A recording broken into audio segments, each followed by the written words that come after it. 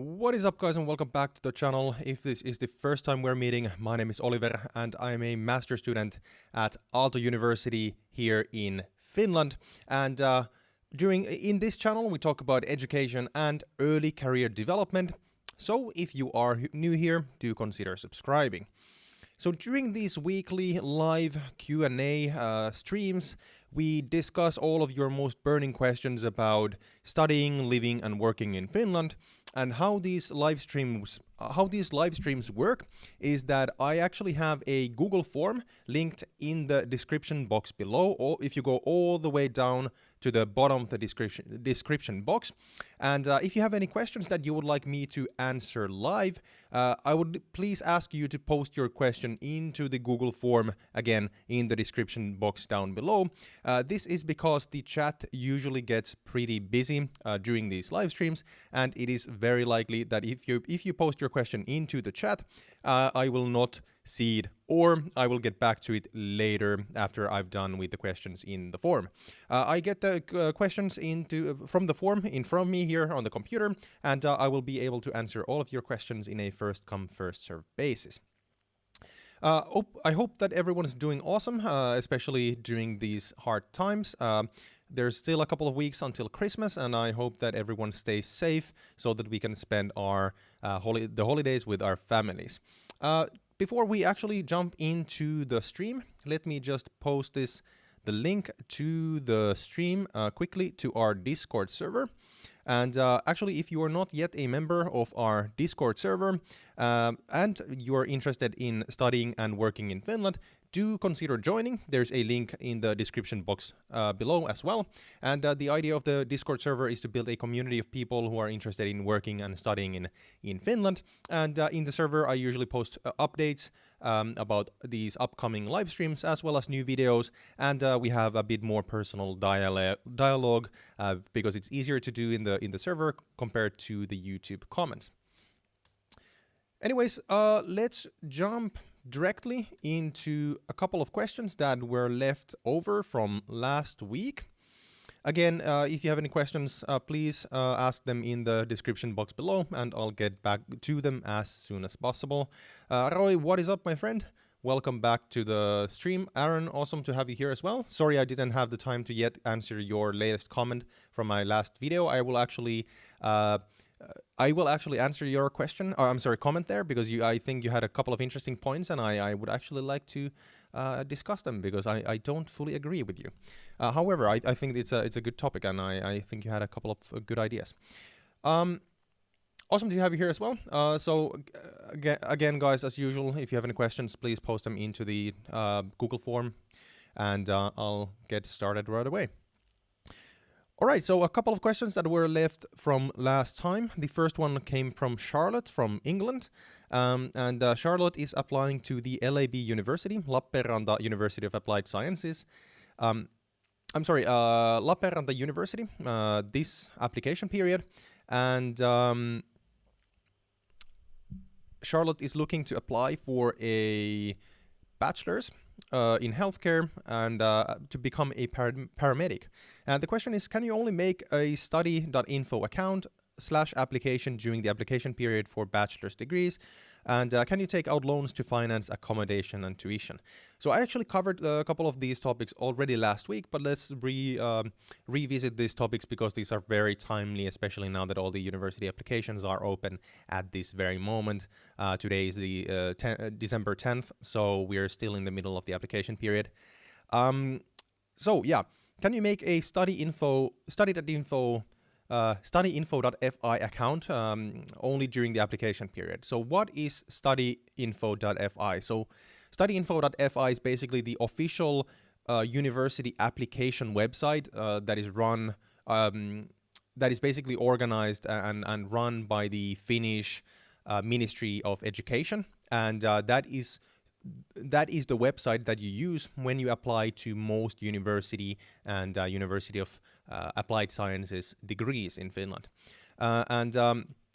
Charlotte is asking about making an account or application only during the application periods. Yes, that is unfortunately true. You can only apply during the application periods. The Finnish Finnish university application system is unfortunately sometimes a bit stiff, and it doesn't really have that much flexibility. The problem is that, excuse me, the problem is that if you are looking to do a degree in English in Finland, there's only a couple of application periods per year during which you can actually apply to study, and those application periods aren't actually that long. So, for example, the current application period that is going on, which started on December 1st, it actually ends on January 4th. Depending a bit on the university. And then the next application period actually starts in December, and I think it ends by the end of December or by mid-February.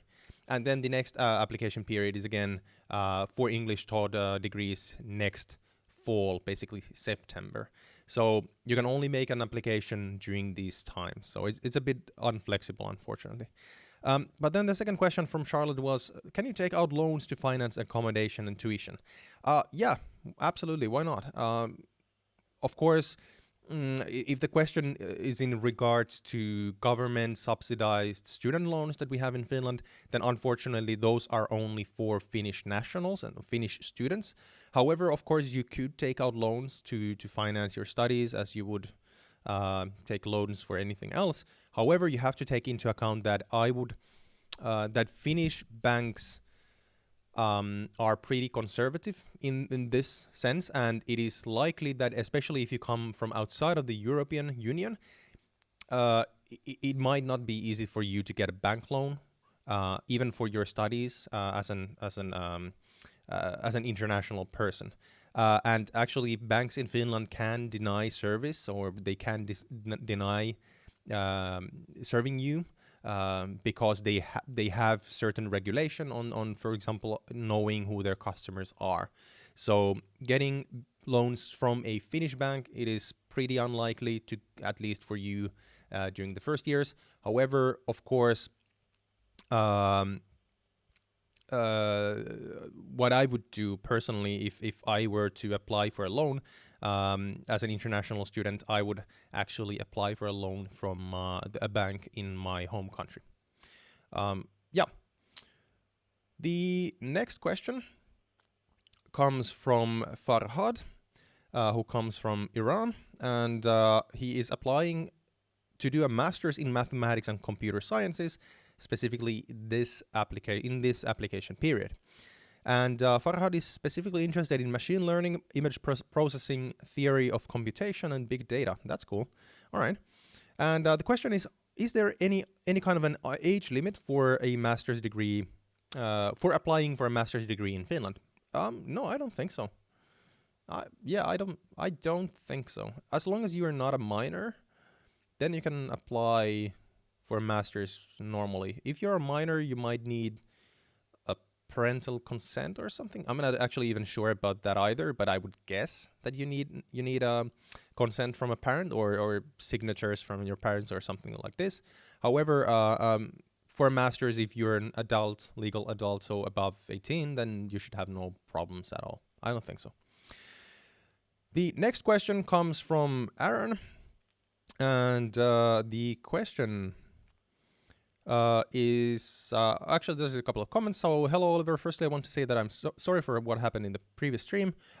There's don't worry about it. Let's actually skip this entirely because most likely most people don't actually know what we're talking about. So don't worry about it at all. Let's just keep the chat clean, and everyone will be fine. And but the question is, I found a company hiring people in Finland, but they didn't write anything about hiring non-European Union citizens and the necessity of speaking Finnish.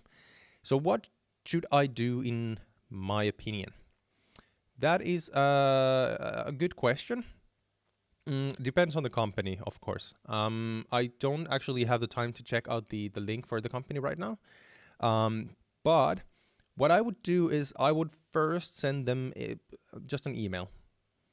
Don't write anything too long. Just simply say, hello, my name is blah blah blah, and I'm from here and here, and I'm looking for these and these kind of jobs in Finland, and I'm wondering if you have anyone that could, for example, talk to me, or could someone discuss these topics with me for half an hour, for example, via Zoom, because I would really like to hear more about the opportunities. You could also ask about the Finnish language requirements directly from them. That's fine. But I would keep it as short as possible because that lowers the bar for them to actually reply to you. Excuse me. This is actually a really good rule of thumb for anyone who is applying for a job in Finland, or who are trying to, for example, network with recruiters or HR people. One of the mistakes that a lot of people do is when they contact, like, for example, a recruiter on LinkedIn, is that they ask the recruiter to spend time to do something. For example, a common thing is that people ask the recruiter, hey, or send the recruiter a message, hey, my name is Da, and I'm looking for jobs in Finland. Would you like to look at my LinkedIn profile and give me a bit of feedback? That's a really big mistake, because think about this from the perspective of the recruiter. They don't know who you are. They don't know what you want to do, especially if you don't specify what kind of jobs you're looking for and why you're reaching out to him or her specifically. And then, of course, you have to take into account that if you ask them to look at your LinkedIn profile, that's fine. But if you don't specify, for example, what part of your LinkedIn profile you want them to look at, that means that That means that you are basically asking them to go through your entire LinkedIn profile and ask for feedback. That takes quite a lot of time to actually go through, really well. I've actually done quite a lot of personal tutoring on using LinkedIn in job hunting, and going through a LinkedIn profile can take, especially if you're writing notes, it could take from 20 minutes to an hour and a half. And that's fine, again, if the recruiter is not busy, but because recruiters and hiring managers usually are super busy people, what if there's three persons or people asking the same things during 1 month? That means that you are taking 3 hours of their time that is valuable and they cannot use for these kind of things. So, oh boy. Just a second, guys. I'm having a bit of issues with my connection. All right. Yeah, so kind of referring back to your question about what should I do when you're not sure about a job, send an email, but please be brief and be as direct as possible. Make it as easy for them as possible to answer you. And you should be fine. About the fact that you're not a EU citizen, that should not be a problem. If they say that they do recruit international people, there's no difference basically here, or there is, but shouldn't be, especially if you're already in Finland. Excuse me. All right, let's jump really quickly into the chat. Ilyas, awesome to have you here. Or Fleischman, Kamesh, what's up? What is up? Awesome to have you here as well. Scarlett, awesome to have you here as well. Welcome back to the stream. Zahid, welcome back to the stream. Awesome to have you here again. And Homicidal Chimpanzee, what is up? Awesome to have you here as well. Boythana, what's up? Awesome to have you here as well. Guys, as normal, if you have any questions you want me to answer live or talk about live, please post your question into the description box below. And into the Google form that is linked in the description box below, and I'll get back to your question soon. There's only a couple of questions in the form right now, so if you want me to answer your question, there's a really good chance to get it answered quite quickly if you are quick and actually post your question right there, right now. Blaze, what is up? Awesome to have you here as well. You're not late at all. We started just 10-ish minutes ago, so welcome. Awesome to have you here. Tuan Kiet Nguyen. Sorry for butchering your name. There's actually quite a lot of... are you Vietnamese, by the way? I have a bunch of Vietnamese friends who have the name Nguyen. Actually, that's funny because a lot of these Asian friends of mine, they prefer using their like Western names, which is I think funny because I would actually like to call them by their own actual names. Um, anyway, let me see. The next question comes from Shiran, who comes from Jordan and is applying to do a PhD at Aalto University this application period, and PhD in architecture, structure and digital fabrication. Ooh, that's cool. What is digital fabrication in architecture? Shireen, if you're still here, let me know in the chat what does digital fabrication in architecture actually mean? Because I know what digital fabrication means in for example different engineering jobs. Huh, interesting. Anyways, the question is, I want to know if there's any fee. I'm sorry. I want to know if there's a fee that I need to pay for my children's school and health insurance, especially since I fully fund my own studies, and I'm going to be attending with my 2 kids. It will be highly costly if that is the case. That's a really good question, and I think that since you are not, depends. So for health insurance, yes, you need to pay for your children's health insurance. However, health insurance in Finland is a bit different than, for example, in the US or so. So if you live here, you are going to be allowed to use the public healthcare system if you're staying here to do your degree and then work afterwards. So you're allowed to actually use the healthcare services to some extent, at least. The health insurance for your kids, I think, yeah, you need to pay for your health insurance for them. I'm not an expert here, so I would prefer not to comment too much about this. But if you think about, for example, health insurances for like adults, they're not actually that expensive in Finland, to be honest. For example, for me, it's actually not that much. I don't want to go into detail about the actual prices, but I can tell you as a student, it's not that much. There's multiple really good insurance companies that you can actually use, so I don't think that should be a problem. Also, of course, depending on what kind of financing and what kind of grants do you get for your PhD, especially if you get a PhD position. Since you've gotten a PhD position at Aalto, I think that Aalto University actually has pretty good financing for their PhD candidates, and then at least for the first and maybe second year, I don't remember exactly, but then after that you need to start getting the funding for your studies yourself, and there's a lot of tools, and I'm sure that your faculty at Aalto will help you with that, because that's a very important part of your research. About the school, so Finland has a free public primary school system.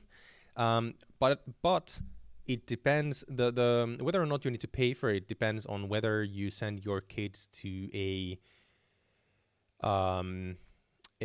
public school or a private school that is specifically for international students. So there are a few private schools, primary schools, that teach in English, and they do teach specifically international. They use international curricula, and those do have tuition fees. I don't remember how much. They can be quite expensive, but then again, public schooling in Finland is free, and depends on how old your children are. They might be coping with it a bit better or not so well, depending on how apt they're at learning new languages, because at some point they will have to learn Finnish, I think. Again, I don't have kids of my own, and it's been a while since I've gone to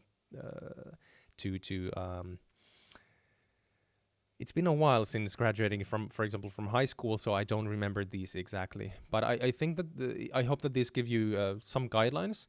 I can try to dig up some resources for you if you, for example, join the Discord server. Link in the description box below, and ask the same question in the questions and answers channel, and I could get back to you in for example after Christmas when I have more time. Anyhow, jumping forward, the next question comes from Fleischmann ES, again from Hungary, and Fleischmann is in high school and is interested in doing a bachelor's degree at Xamk University of Applied Sciences in information technology. And the question is it hard to learn the Finnish language? Good question. Yes. The Finnish language is not an easy language to learn. And it's depending on what your background is. I'm not completely sure what the language family Hungarian is, but I would say that there are a few European languages that are pretty close in their, for example, grammar to Finnish. And for example, for Turkish people, it's actually quite easy to learn Finnish compared to, say, to Americans.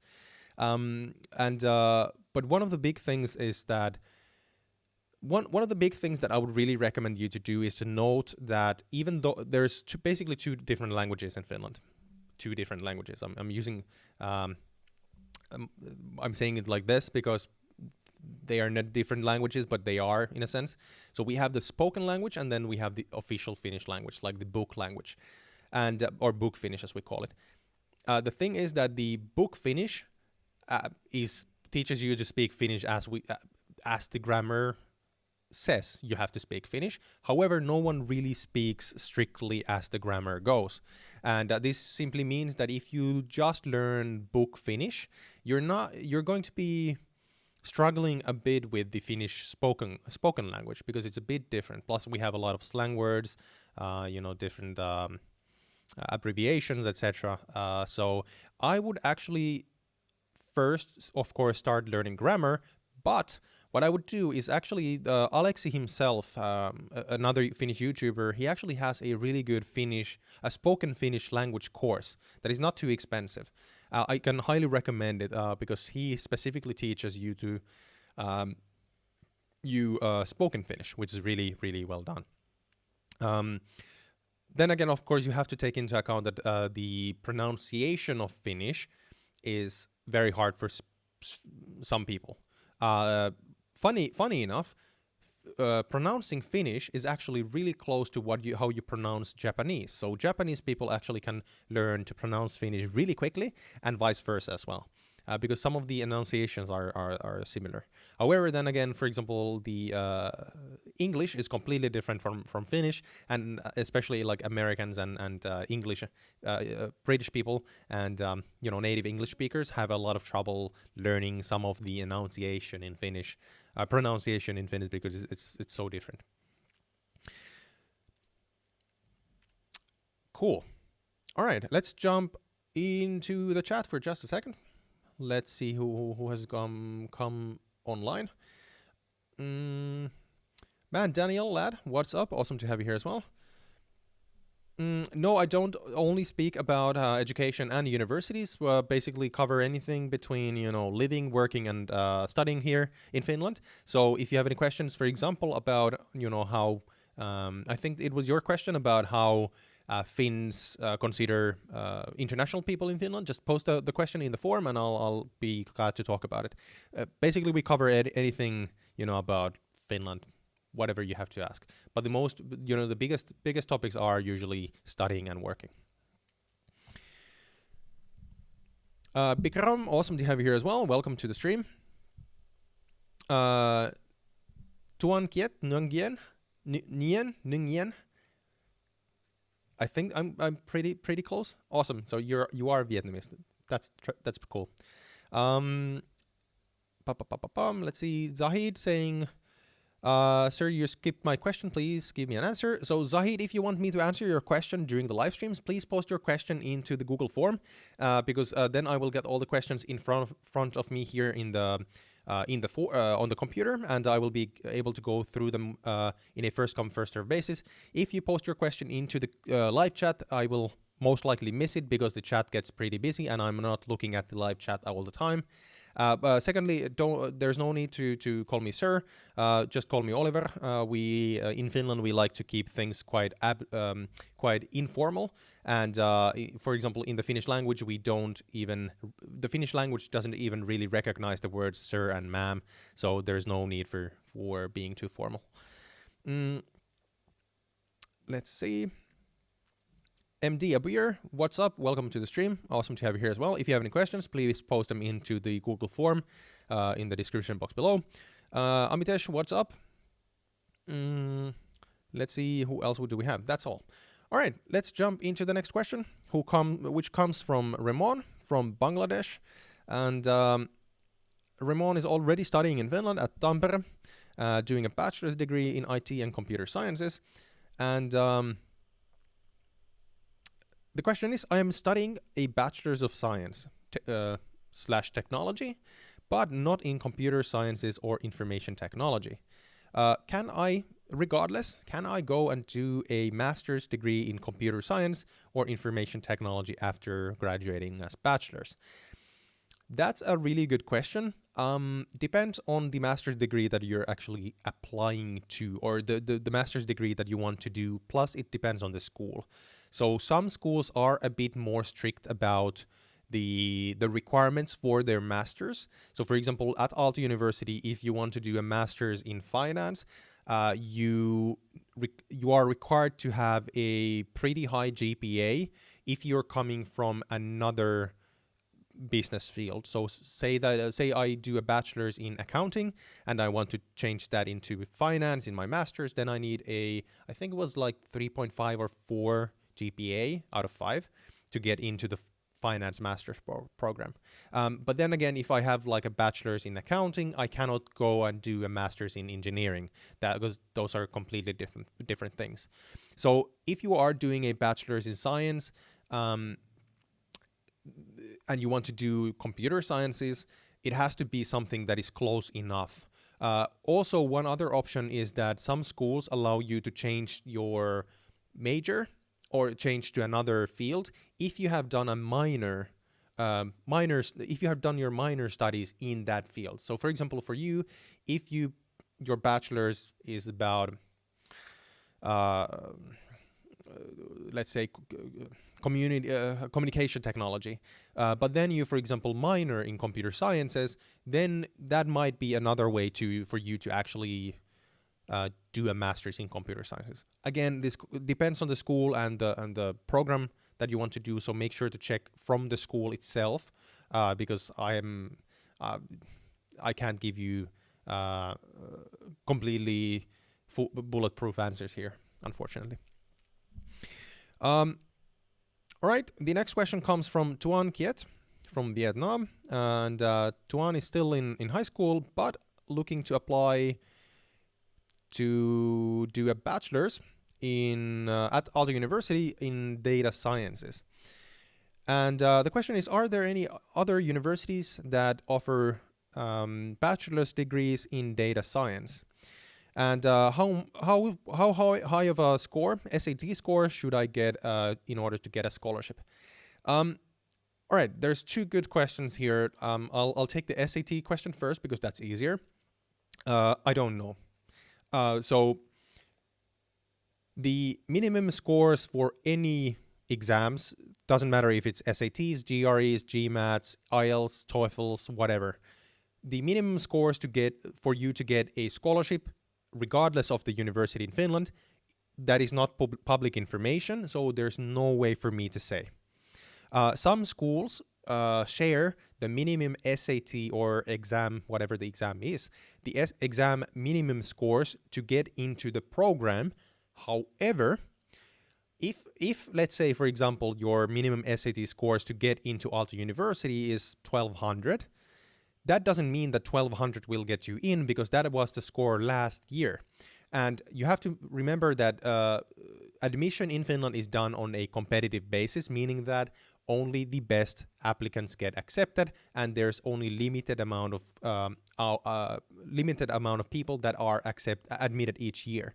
So, for example, if you get 1200 from your SATs, which was, for example, the minimum score last year, but the applicants this year were generally better than last year. The minimum score will actually go up, which means that 1200 doesn't cut it anymore.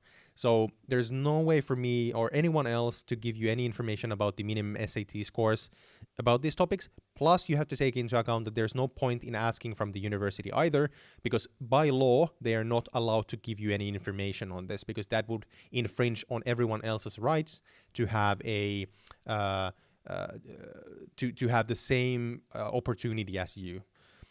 So everyone in Finland needs to have an equal opportunity to apply, and the university is by law not allowed to share any information with any individual students that is not shared with everyone else. But anyways, to the other question, so are there any other universities in Finland, in addition to Aalto University, that have bachelor's degrees in data science? I'm sure there are. I don't remember everyone out of the top of my head. There's 14 universities in Finland plus 22 universities of applied sciences. And I'm pretty sure that other schools have data science on bachelor's level as well. Again, the list is too long for me, so there's no way for me to remember. What I really recommend you to do is to do simply Google study data science bachelor's in Finland, and you will most likely get all the results that are relevant for you. Let's see, we got new people in the stream. Awesome to have you here. It's Basoon96. What's up? And we have Adrian Hinesi. What is up? Also awesome to have you here as well. Guys, just to remind everyone, if you have any questions that you would like me to answer live, post your question into the Google form that I have linked in the description box below, because then I will get the questions here in front of me on the computer, and it will be easier for me to answer all the questions in a first come, first serve basis. Quick learner, what's up? Awesome to have you here as well. The same thing goes for you. If you could please post your question into the Google form, and I'll get back to the question as soon as possible. But the next question from the forum comes from Harsha from India, and she has not yet decided whether or not she wants to study in Finland, but is interested in school education. All right.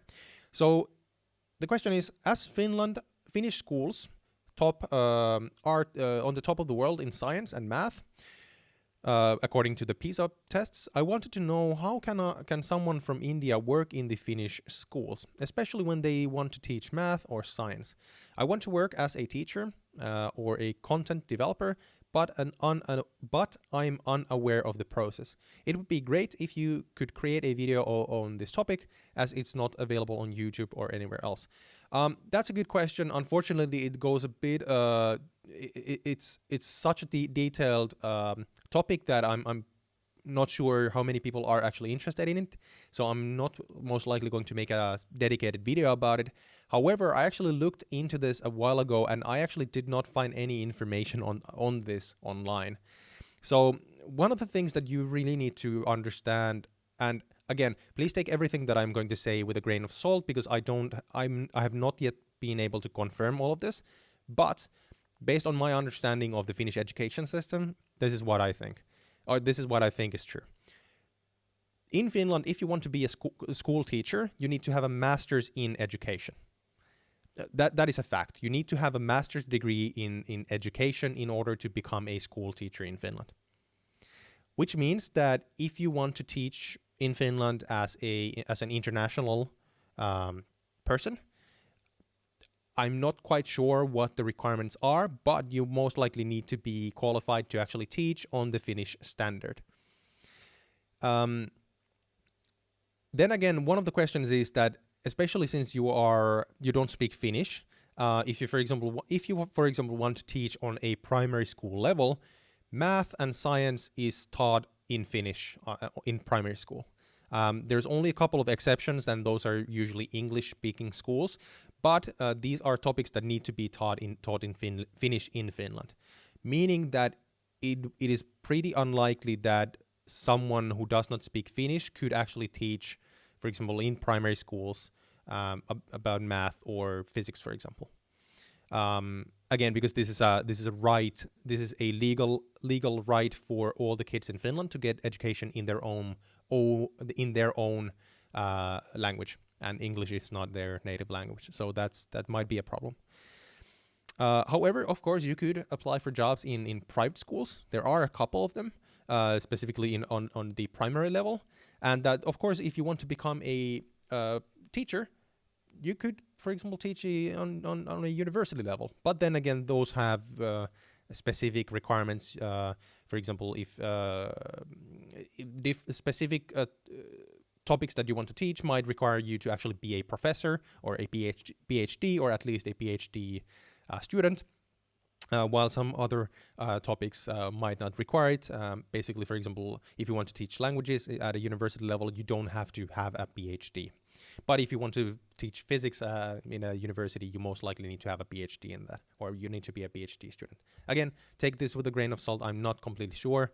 But then one more thing is that actually someone else already asked me about the content developer or the administrative roles in the Finnish education system.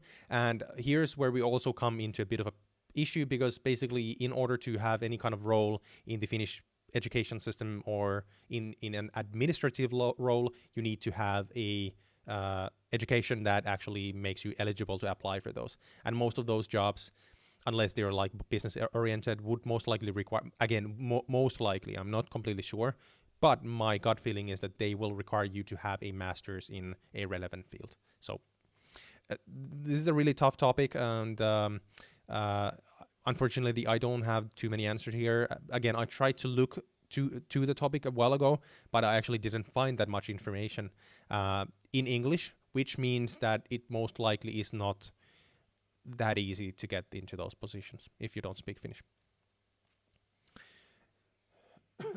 Excuse me. Anyways, the next question comes from Rupesh from India, who is coming to Finland for work, not school. And Rupesh is a web developer, and the question is, what is the market for web development in Finland? That's actually a good question, and I just recorded a really interesting interview this morning with a person who is a recruiter in the IT sector in Finland. And what she alluded to is that the web development is something that is usually involves pretty basic technologies, and of course depending on what kind of frameworks you work with, and of course since considering that front-end frameworks update every 2 days basically nowadays, so of course you need to have experience in different front-end frameworks to actually be proficient in those. However, most of the basic technologies, the development languages that are required for web development are actually taught as basics in at Finnish universities and universities of applied sciences. Why I'm saying this is because that means that there is quite a lot of people who are proficient in web development in Finland, which means that it's a bit harder to get a web development job in Finland compared to, for example, mobile development or cloud development or game development.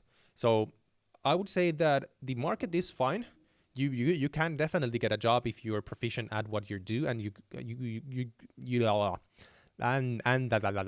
and you speak good English. Finnish is usually not required for these kind of jobs. However, if you really want to make sure that you have good career prospects in Finland in the IT sector, I would recommend that you try to specialize in something else. Try to look for technologies that are really highly sought after, that are a bit more rare. For example, mobile development in Finland is not really taught anywhere, and it's very highly sought after. And really good mobile developers basically can determine their own salary and in what companies they work in. However, it's a bit different with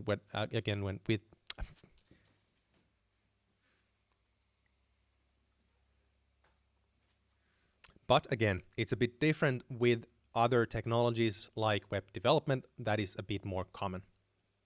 There. I'm so done with this year. Just waiting for Christmas. By the way, are you guys do you guys actually celebrate Christmas in your country, and how do you actually celebrate Christmas? That would be fun to hear about. Next week, basically, we're going to have a special live stream with a Christmas live stream because during the Christmas week, I'm not going to stream because I'm going to spend Christmas with my family. But yeah, how do you actually spend Christmas in your country? Let me know in the chat. Anyways, the next question comes from Jesse from the USA. And Jesse is applying to study a bachelor's in business in YUMC, University of Applied Sciences, in the next application period.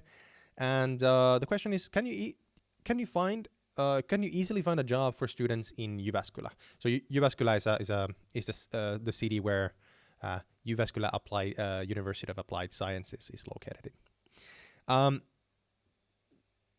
Good question. Unfortunately, Jesse, I don't have any personal experience in Jyväskylä myself. In addition, I don't have any friends who have actually done their degrees in Jyväskylä, so it's really hard for me to say. As a general rule of thumb, if you come to Finland with a high school degree, so basically to do a bachelor's, and if you don't already have prior work experience, it's pretty difficult to find a job, especially in the beginning of your studies, especially in your field. So in your field, you're going to find the first jobs after the first or maybe second year, unless you're really lucky. So what I would do is that the second that you step your foot into Finland, I would update and print out your CVs, write a couple of application letters, and then get good shoes and start walking into every single bar, restaurant, clothing store, grocery store, what have you, cafeteria, and simply ask them. Introduce yourself and ask them, tell about who you are, what you're doing here, basically as a student, and that you would like to get any kind of work, part-time work alongside your studies, and you would be willing to start from the bottom, basically. I think that's the best way to do it. Of course, with the COVID situation, you need to be a bit careful if you come to the country right now. But I think that this is the best option for internationals, and you really need to spend quite a lot of time in applying for these kind of jobs. It might take you quite a while, up to a few months at least, or more likely, more than a few months. So you need to have discipline, and you need to be ready to work in order to get a job. Amit is saying that I'm eager to experience Christmas in Lapland. That's actually really cool. We're actually going with my girlfriend and with a couple of friends. We're going to Lapland after Christmas, so we're going to spend our New Year's in one of the popular skiing centers in Lapland. We're most likely not going to go skiing because of the COVID situation, but we're going to be locked into our cabin and just enjoy the beauty that is Lapland at this time of year. So it should be a lot of fun. The next question comes from Ondra from the Czech Republic. And Ondra has not yet decided whether or not he wants to study in Finland, but is interested in doing a master's at the University of Oulu, specifically in financial and management accounting. All right, cool. That's actually really nice.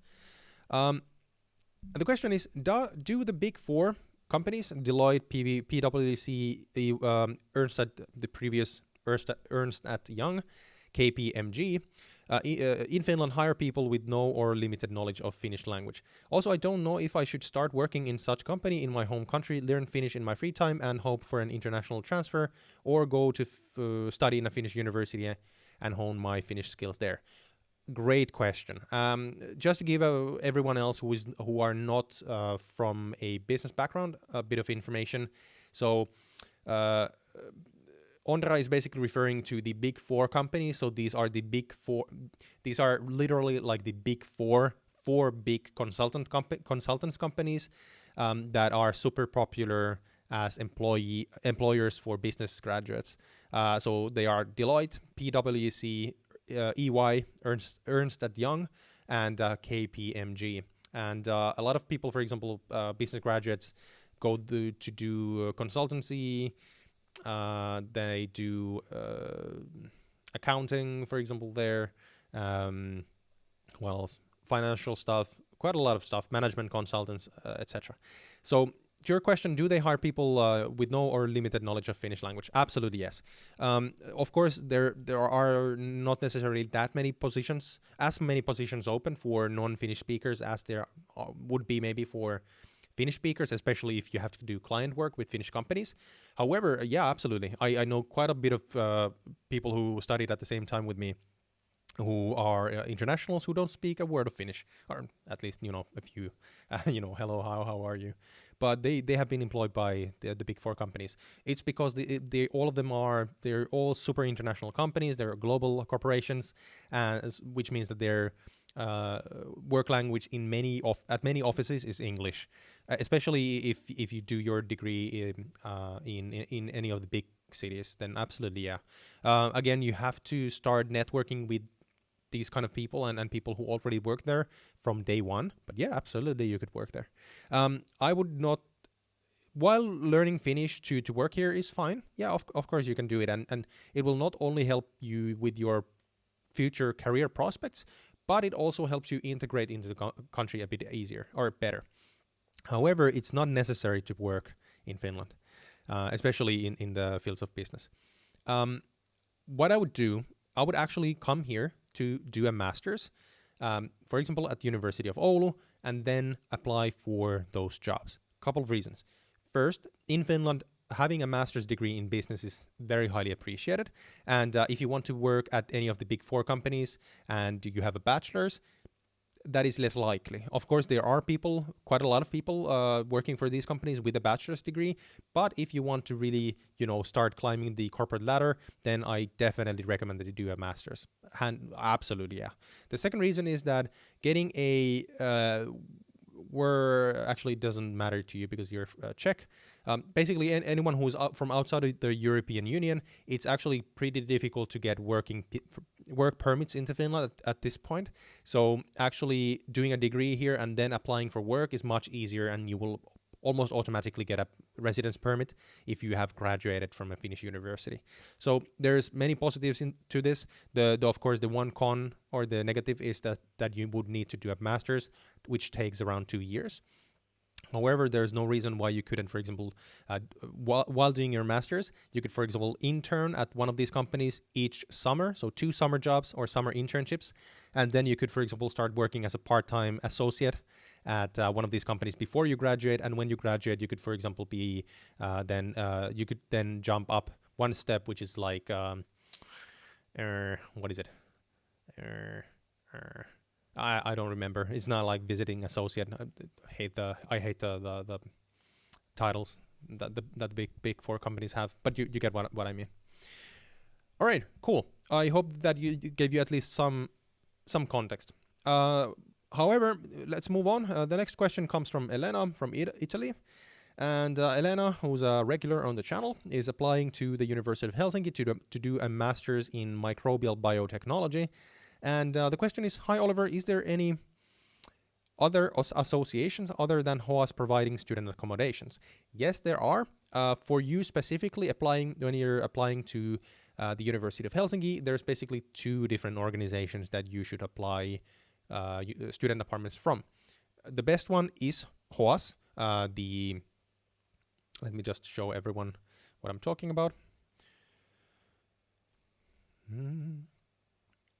So HOAS,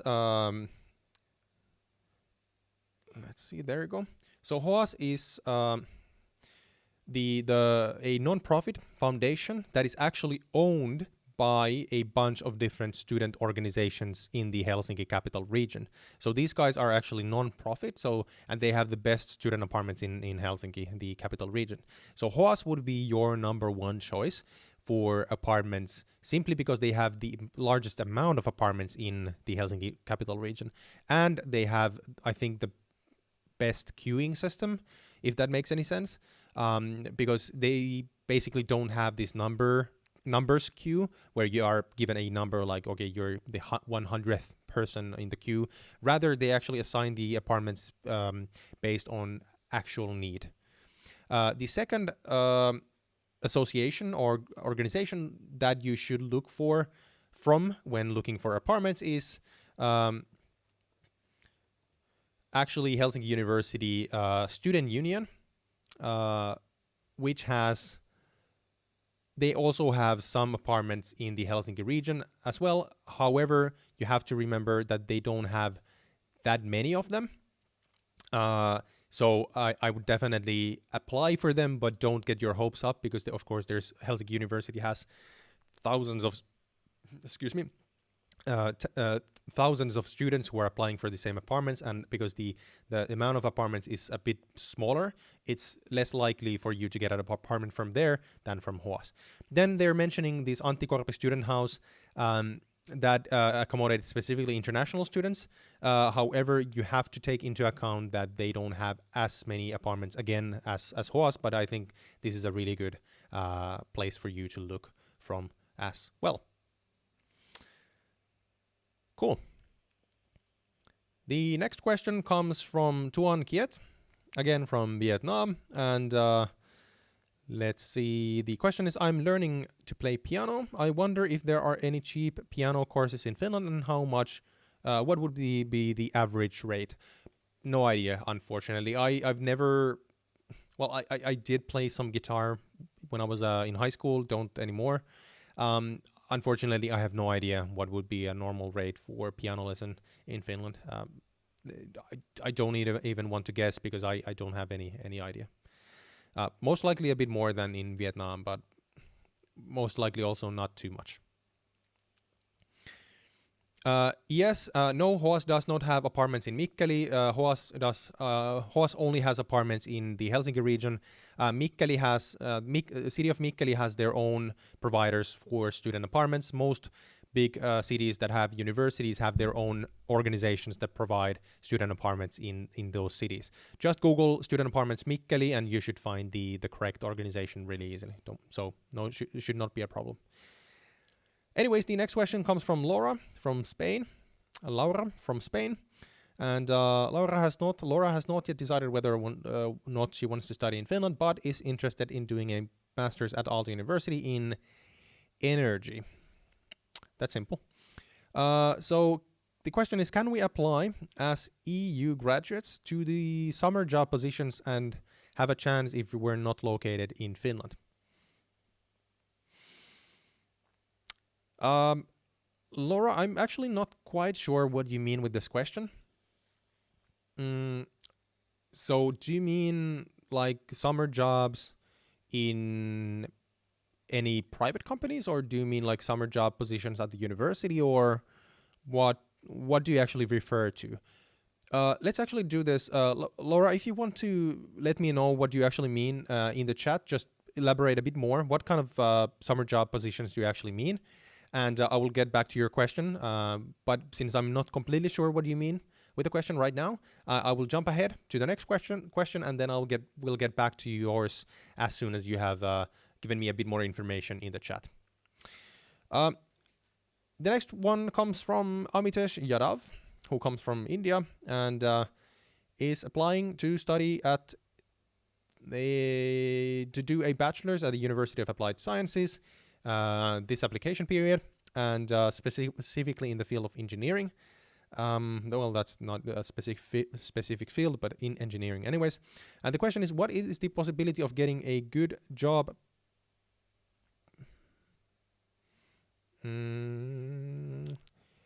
All right, so what is the possibility of getting a good placement in a good multinational corporation, I think? MNC, which means multinational corporation, after completing my bachelor's degree, or is it difficult to find a good job even if I'm scoring good marks? That's an impossible question for me to answer, because it always depends on you personally. Laura, I saw your comment. I will get back to you in just a second.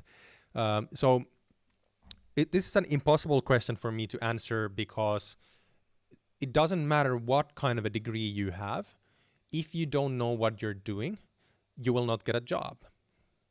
So you could have 2 PhDs and a recommendation letter from Elon Musk, but if you don't know what you're actually doing, then you will not get a job, even a basic job.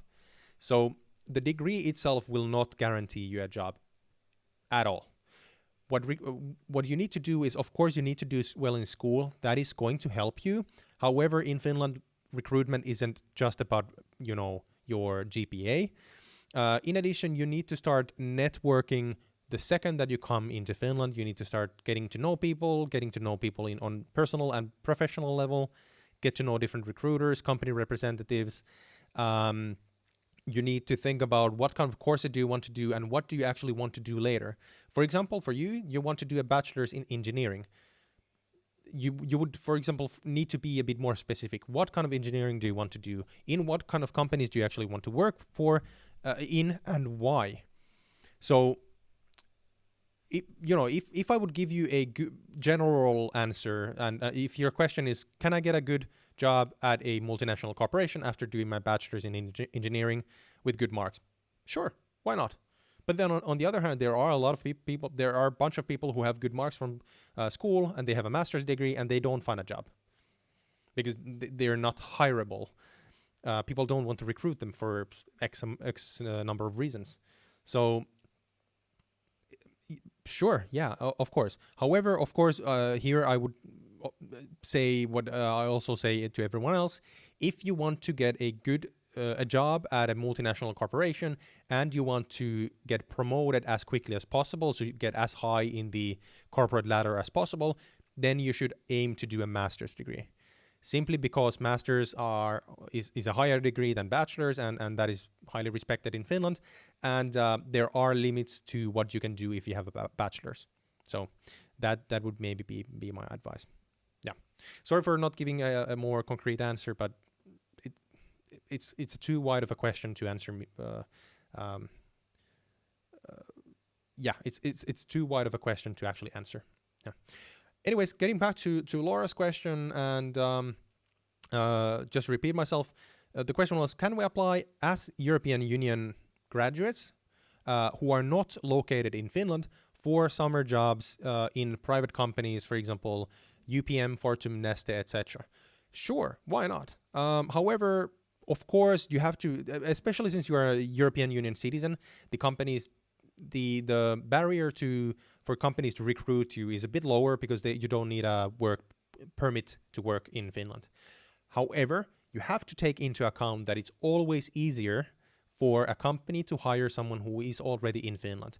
Not only because they already have integrated into the society and the different habits and rules, etc., but simply because it's easier logistically. It's a less of a risk for those companies to actually hire someone who is already here. But then on the other hand, there's no reason why you couldn't apply, especially for positions where you don't need to speak Finnish. Many companies actually like to hire international talent, and they want to diversify their base of employers. However, you always have to take into account that you're, in a sense, in a bit of a disadvantage compared to people who are already in Finland. Not just meaning like Finnish nationals, but international students who are in Finland. So yes, absolutely, you can apply. There's no reason why you couldn't apply, but you have to take into account that you need to work extra hard to get those positions, because it's always less risky for them to hire someone who's already here. So that's my answer. All right, the next one comes from Blaise Mugabo from Rwanda, who is applying to study at Savonia University of Applied Sciences to do a bachelor's degree in the next application period. Awesome. In information technology and specifically in IoT. Awesome. And the question is, between mechanical engineering and information technology, specifically IoT, which one is more or in high demand in Finland? I'm having trouble choosing which career path I should take between them because I like them both. Both are in very high demand in Finland. Period. Of course, you have to take into account that Finland is a country of engineers. So doesn't matter what kind of an engineer you are, if you know what you're doing, you will always have a job in Finland. Again, depending on the company and etc. However, mechanical engineers are very highly sought after. But then on the other hand, if you do your degree in IT, specifically IoT. That is very trendy right now, and that's kind of the trend where everything is going right now. However, you have to take into account that mechanical engineering is something that is not going to go away. Actually, building physical stuff is something that we will do for ages.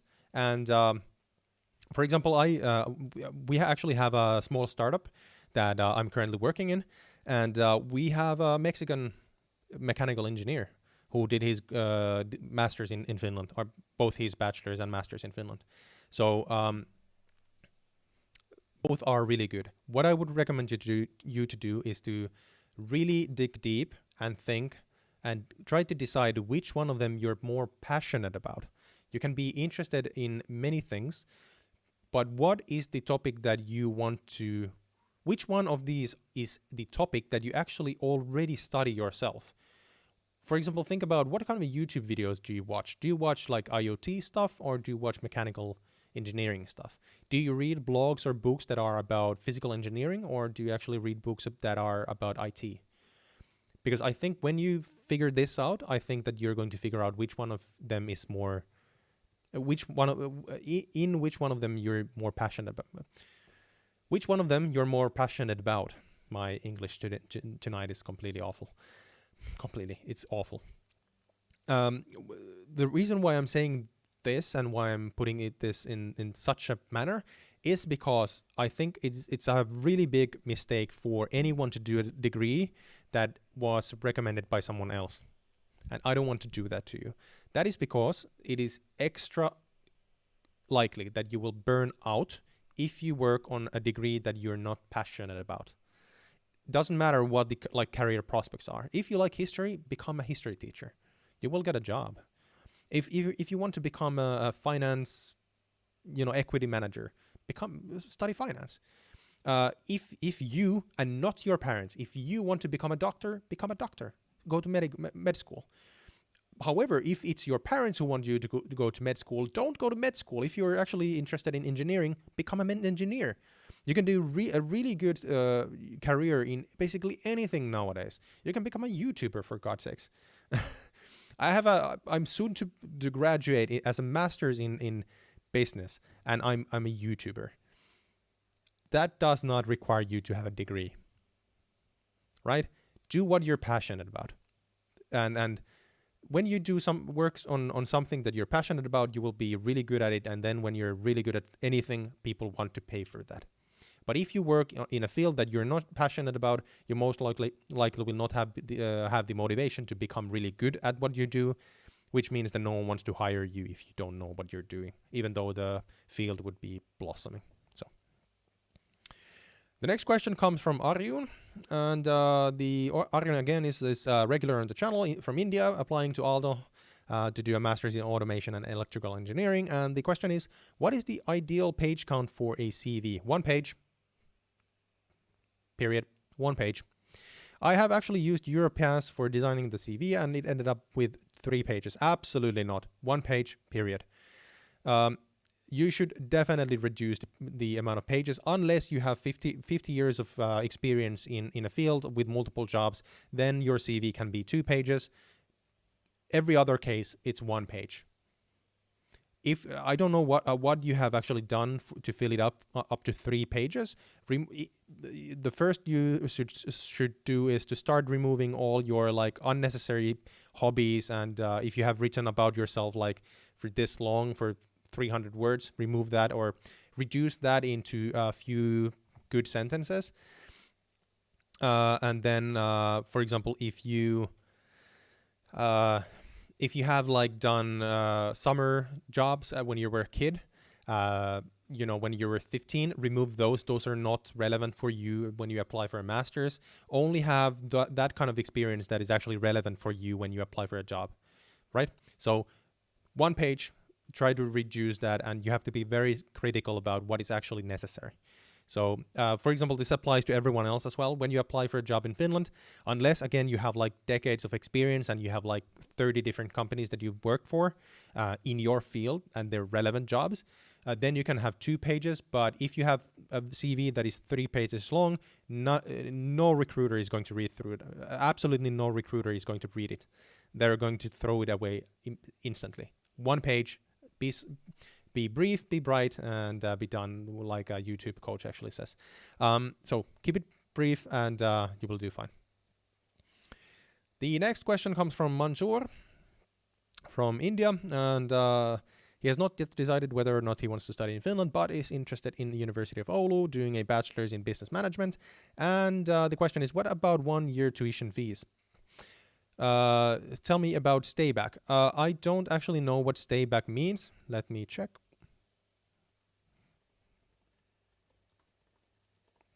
What does stayback actually... What does stayback actually mean? Guys, if you know what stayback actually means, let me know in the chat. That is not a term that I'm familiar with. So about tuition fees, that the tuition fees depend on the school and the degree program that you're applying to, but do take into account that if you want to do just 1 year, we don't really have 1 year degrees in Finland, so you would need to still pay for the entire degree to actually get a degree. But yeah, so just let me know what you mean actually with a stayback in the chat, and I might be able to elaborate a bit more, but for now I don't really know how to say, because that's not a term that I'm familiar with. Guys, anyone who has actually joined just a while ago, welcome to the stream. If you're here first time, awesome to have you here. How these live streams work is that I have a Google form linked into the description box below. If you go all the way down in the description box, and if you have a question that you would like me to answer live, please post your question into the Google form, because the live chat gets really busy. And it's impossible for me to see the different questions in the live chat. So if you post your question into the Google form, again, below, I will have the questions here in front of me on the computer, and I will be able to answer your questions in a first come, first served basis. All right, the next question comes from Arjun. And the question is, as I told you last week, I have applied to Aalto, and I have uploaded a CV, motivation letter, work recommendation letter, education documents, English test reports, and work-related documents. I just wanted to know if I have missed any documents. Good question. I don't want to answer that. I would need to pull out the web page specifically for the automation and electrical engineering program. I don't want to do it here live, because I don't have the time to go through the list, in detail. And so I don't want to give you an answer, because if I do this if I rush through all the things, I will give you misinformation, and then that might cost you your place. Just go back to the website, the study info website, or the Aalto University application website, and just once more go through the entire list, all the documents, and make sure to have both the Aalto University list of the documents, and then make sure to do a checklist for yourself and have all the different documents there, and make sure to check them off when you go through the list. Like, okay, this I've sent, this I've sent, this I've sent. That's the only viable way for you to actually know that you have everything. And just take your time, go through the list once or maybe a couple of times, and that's the way to go. I really don't want to do it for you, not because I'm lazy, but because I don't want to miss something, because there's other questions to go through as well. Yeah. The next question comes from Scarlett from Bolivia, and Scarlett is applying to study at Aalto University or Tampere University this application period to do a master's in business focused on marketing and communication. Awesome. There's a couple of questions. So, hey Oliver, I have a few questions. I've been looking for a master's program in the business school at Aalto University, and some other business programs in other Finnish universities. Aalto asks for a score of at least 540 from your GMATs or a GRE test. I haven't taken any of those tests, but I could study and take them later, which will make me unable to apply in this period.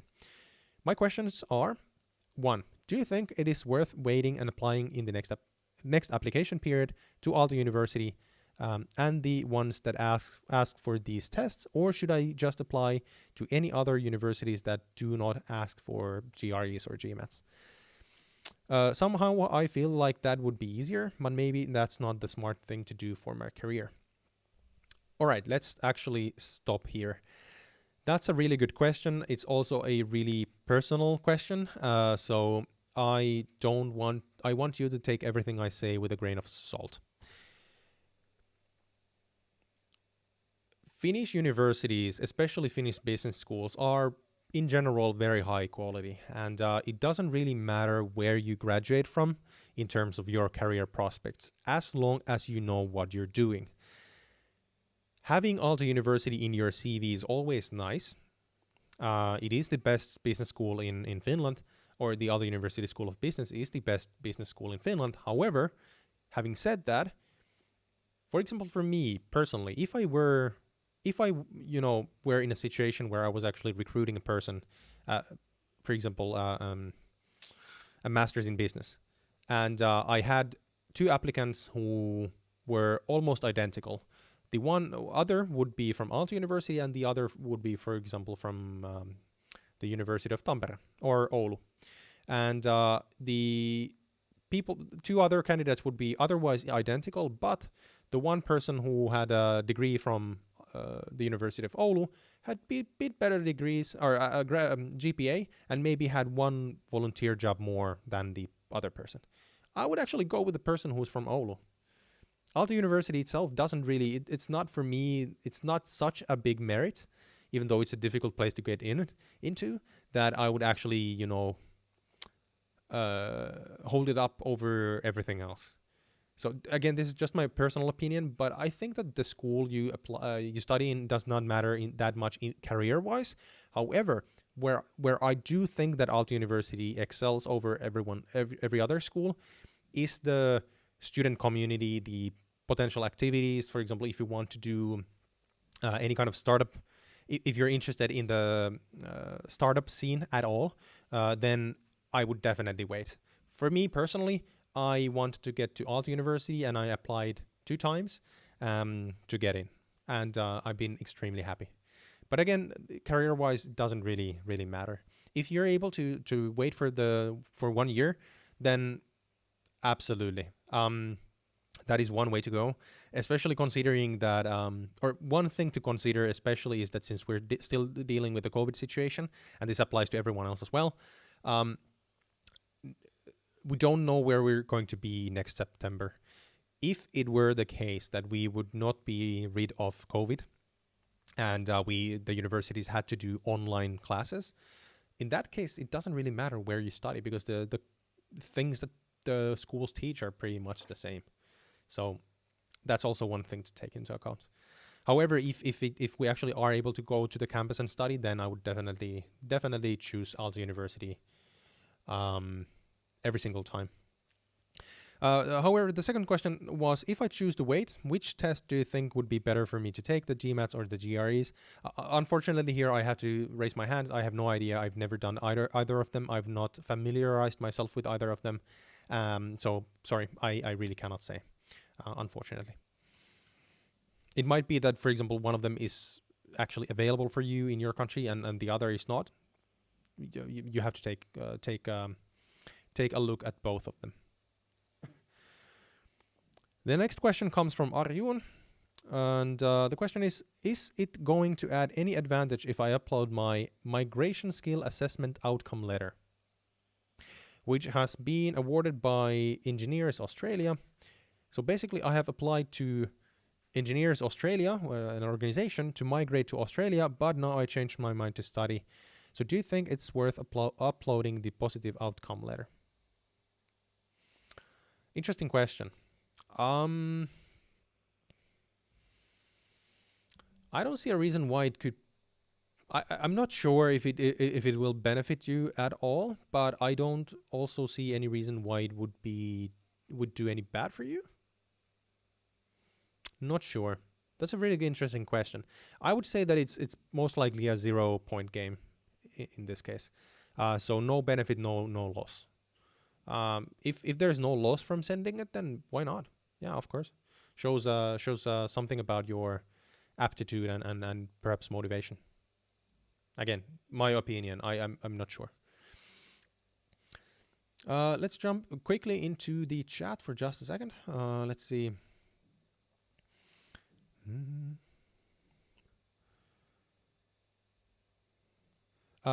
Isa saying that I have read a report that in the European Union, Finland topped in racism. What's your comment on that?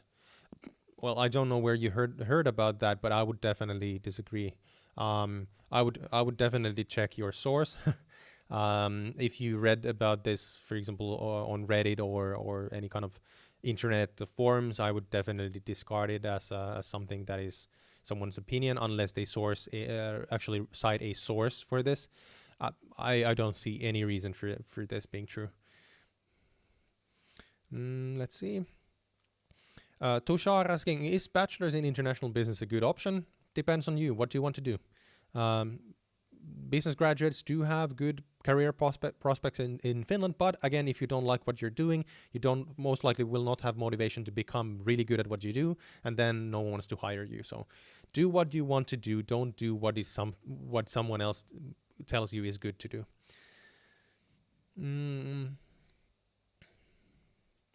Actually, Orange Machine saying replying to Isa about the racism comment. I asked an Indian guy at Aalto, and he said he hasn't experienced any racism so far. I think Helsinki is more open-minded than the rest of Finland in that regard. I would say that all the big cities that have any kind of international technology companies, for example, are very much open. Of course, if you go to the rural parts of Finland, I don't think I'm absolutely not saying that people there are racist. No, there's no reason to say that. But of course, these big cities are more welcoming because you have more opportunities here. So, yeah. Let's see. Orange Machine saying, let's talk about YouTube on Discord. Yeah, definitely. It might take me, or it will take me quite a while to actually reply to you because I'm pretty busy during the Christmas weeks. But yeah, definitely. So Arjen saying, commenting to the previous question, actually I mentioned my past work experience and that ended up with 3 pages. Reasons being that my current roles and previous roles are different. But both are from electrical engineering design. Interesting. All right, so in that case, I would really check if you're able to combine them. For example, if you have positions in the same companies, then combine those so that you don't have like unnecessary spaces in between the experiences. If there are like different titles, but you do basically kind of the same things, then you could combine them as well and just have your title and then explain what you did shortly with the full sentences underneath. But if you have a 3-page long list and you're like not like super experienced, then I would definitely make it shorter. Absolutely. Again, simply just based on my experience, that no recruiter is going to read through your CV if it's 3 pages long, unless they're hiring like a C-level manager to a company where 30 years of experience is required.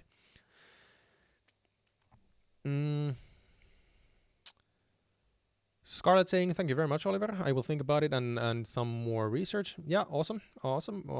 Great if the answer actually gave you some value. And Tushar asking, is Kajaani a good city? Will I be able to get a part-time job there? I have no idea. I've never been to Kajaani. I've been to Kajaani myself maybe 2 times, like driven through. I have no idea of the local job market there. Again, it's you are able to get a job no matter where you go. It's about you. There's no free passes here. You need to work really, really hard to get a job. As a rule of thumb, I will never say no, that you're not able to get a job. It's hard. You have to work for it. That's it. Aaron saying, I've always wondered why you have an English name rather than a Finnish. Yeah, that's actually a good question. My parents actually, they named all of myself and both my siblings with more like international names. Don't know why. Maybe they wanted us to maybe embrace a bit more international habits or something. But yeah, my brother also has a pretty international name, so it's not a typical Finnish name. It is a common name in Finland, but it's also a very international name as well. And the same thing with my sister as well. But yeah, Oliver is actually a pretty common name in Finland as well, but it's of course also an international name. actually, my second name is Patrick, so that means that I'm Oliver Patrick, which means that both my names are actually pretty international. And then Arjun asking, is it good idea to include the work projects in the CV? Depending on the CV and the type of projects that you have and the way that you actually add them there. Actually, you know what, Arjun, send me your CV. Send me a message on LinkedIn. I will check out your CV really quickly and actually confirm whether or not I'm correct in this, that you need to summarize it or not. Just again, send me a message on LinkedIn. I will check your CV quickly. We will figure out a way to connect. But yeah, because it's a difficult topic, I want to give you a couple of tips at least. But 3 pages at least immediately has a very negative connotation for me. So. Scarlett saying that, by the way, I have lots of experience with volunteering jobs, but not as so much with professional experience in the... that's fine, especially when you're at the start of your career. Volunteer experience is really good, relevant experience. Of course, depending on what kind of volunteering jobs they are. But actually, employers in Finland actually appreciate volunteering because it shows that you're not always, working for yourself and for your own gain, but you're actually... able to actually share some of your time for free for someone else's benefit. That's actually a positive signal for many employers. So I think that's good. Anyways, the next question in the form comes from Tamin, who comes from India. And Tamin has not decided whether or not he wants to study in Finland, but is interested in doing a bachelor's in computer sciences, I think. CSE. What is CSE? CSE. What is CSE?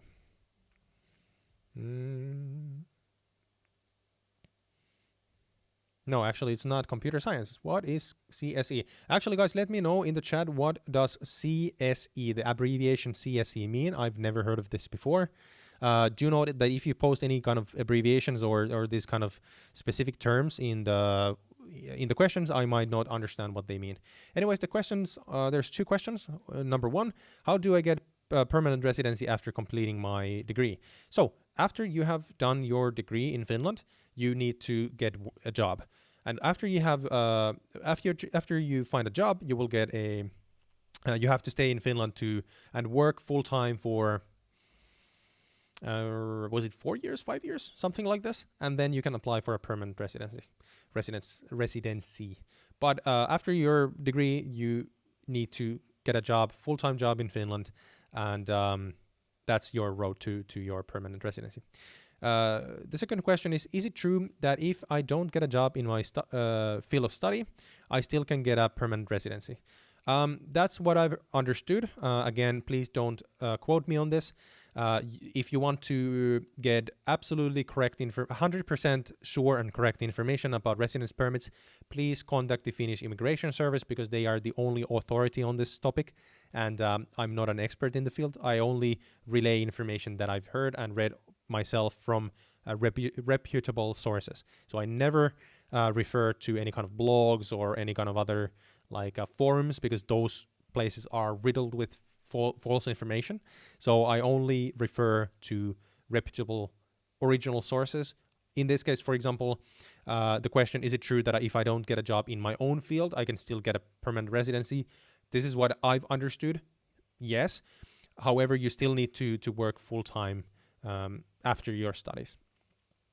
And then the third question is, what is the tuition fee for nursing, for bachelor's in nursing? I don't know. You need to check each school and degree. Different schools that have nursing programs have different tuition fees. So you need to find the universities of applied sciences that you are interested in applying to, and then check their tuition fees. But as a general rule of thumb, the tuition fees can be anything between 8 or 6,000 euros to maybe 12,000 euros per academic year. So if you do a bachelor's, that's going to be 3.5 to 4.5 years. So you can multiply maybe 8,000 euros, maybe on average, times 3.5. So what, 86, 24, 28,000 euros in total for a bachelor's or so. Amitesh asking your thoughts on the city of Pori for international students. again, I'm sorry, I cannot say anything about it because I don't have any personal experience in Pori. Pori, what I do know is that Pori is a big city. It's a very popular city, but in terms of international students, no personal experience, so I don't really want to comment. All right, Rishi saying that CSE is computer science engineering. All right, cool. So that's clear now. Awesome. Thanks for clarifying. Then next question comes from excuse me. The next question comes from Sinan from Turkey, and Sinan is applying to Aalto University to do a master's in computer sciences during the next application period.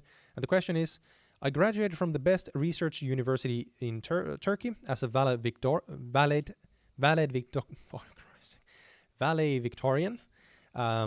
So 3.8 out of 4 GPA. That's really nice.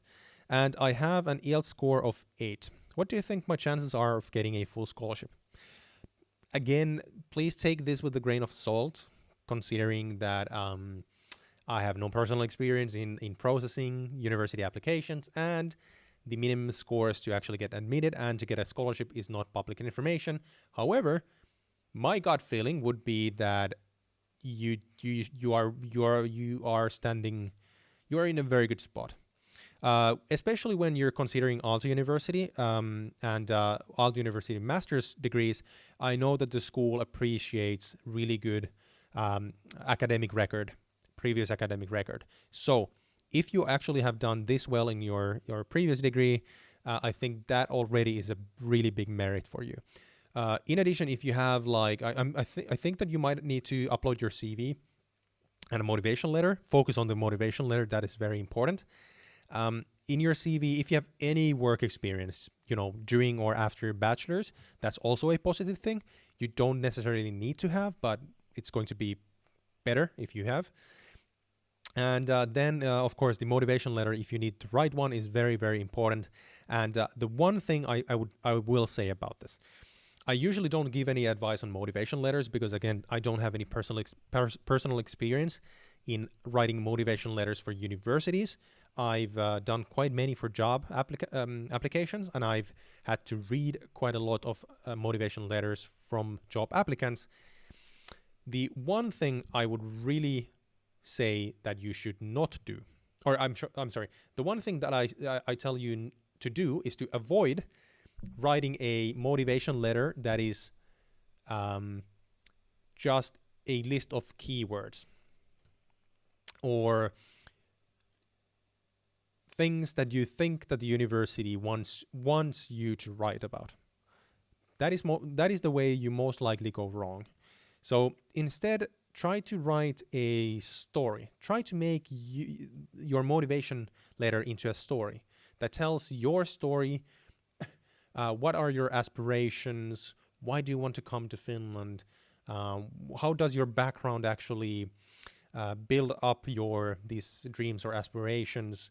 How is Aalto University the specific place for you to actually succeed in those things that you want to do, etc. So try to make your motivation letter interesting to actually read, because nothing is more dull than reading boring motivation letters. They don't really bring out any emotions, and especially if you consider a situation where you have 2 applicants. It doesn't matter if it's for a university or for a job. You have 2 applicants who are identical to each other. All of their job experience, their GPAs, their schools, the courses that they've done, all of completely identical. And the only separating factor is the motivation letter. Which one is going to get a job? The one who has a motivation letter filled with like these keyword phrases that they think that are necessary, compared to one who has actually written something interesting and something that actually brings out emotions and an interest to learn more about the person.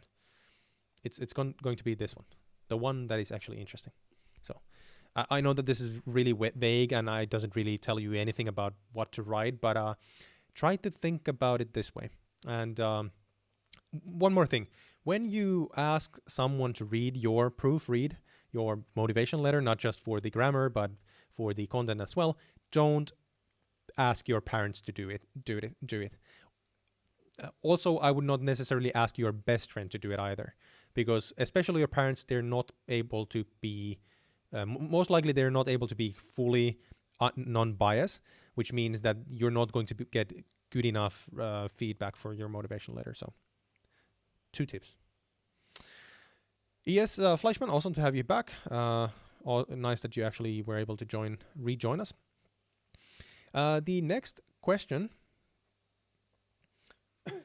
comes from Amitesh, again from India.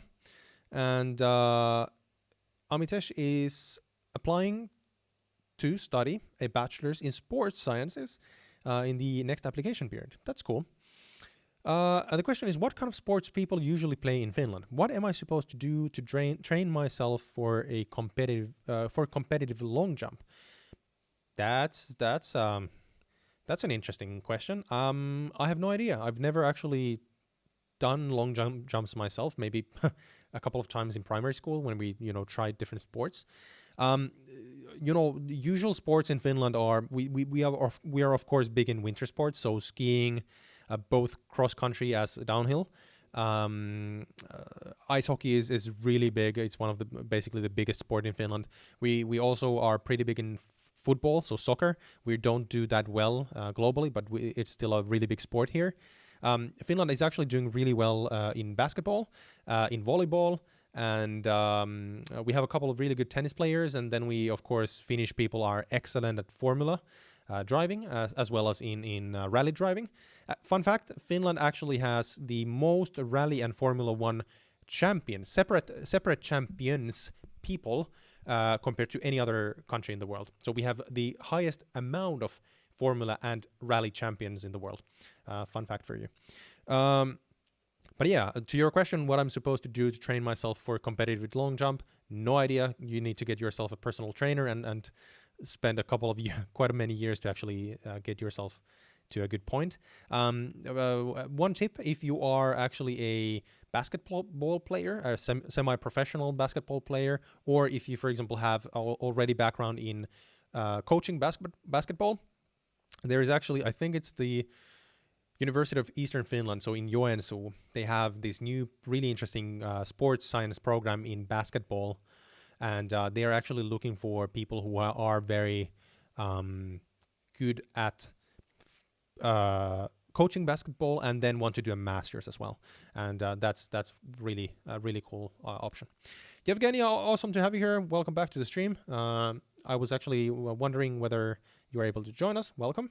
Again, if you have any questions, as usual, just post them in the chat or into the description, into the Google form, and I'll get back to you.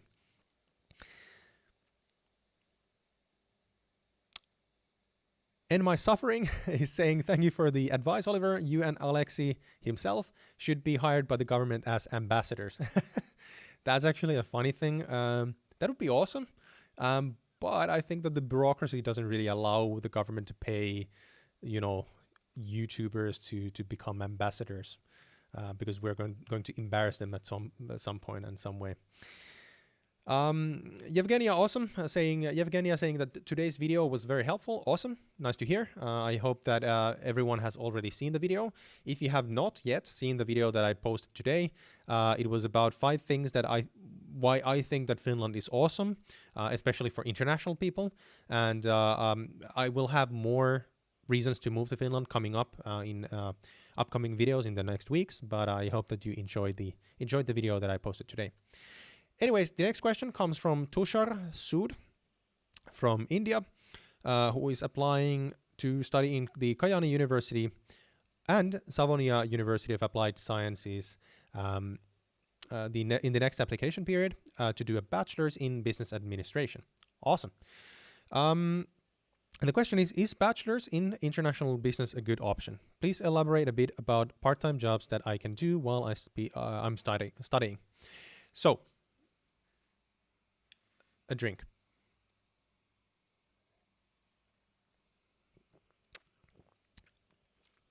Before I answer that question, I actually noticed that we are currently we're currently at 24 likes.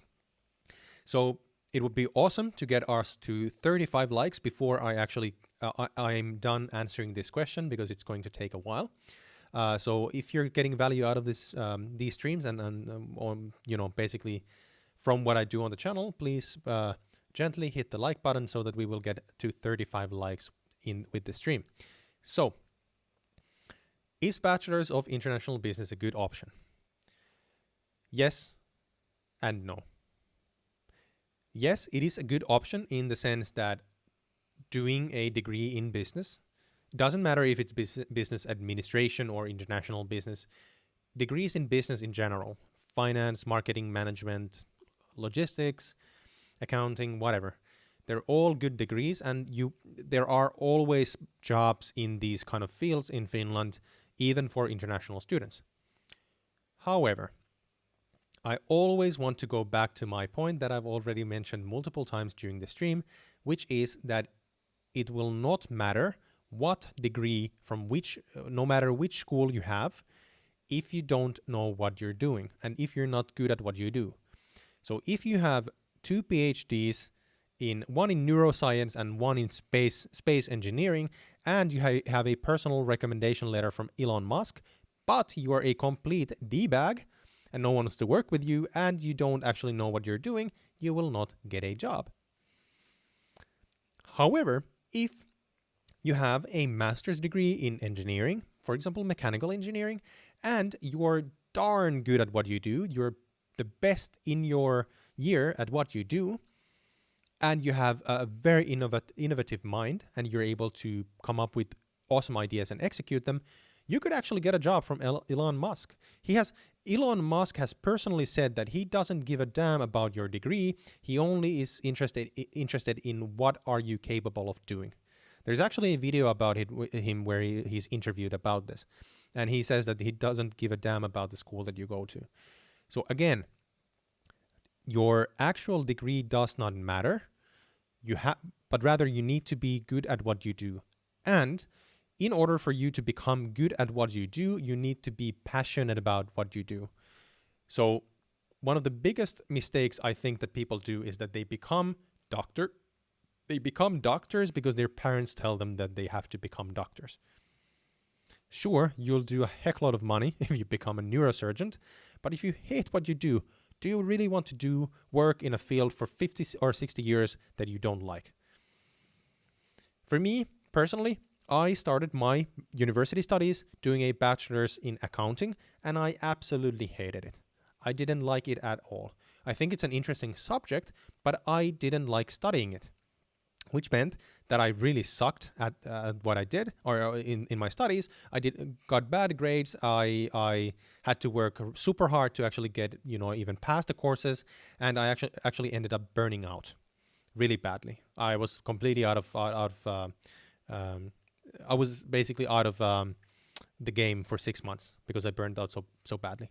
But then when I changed to a major that I actually was interested in, I started getting really, really good marks, and my GPA from my master's studies is 4.95 out of 5, so almost perfect.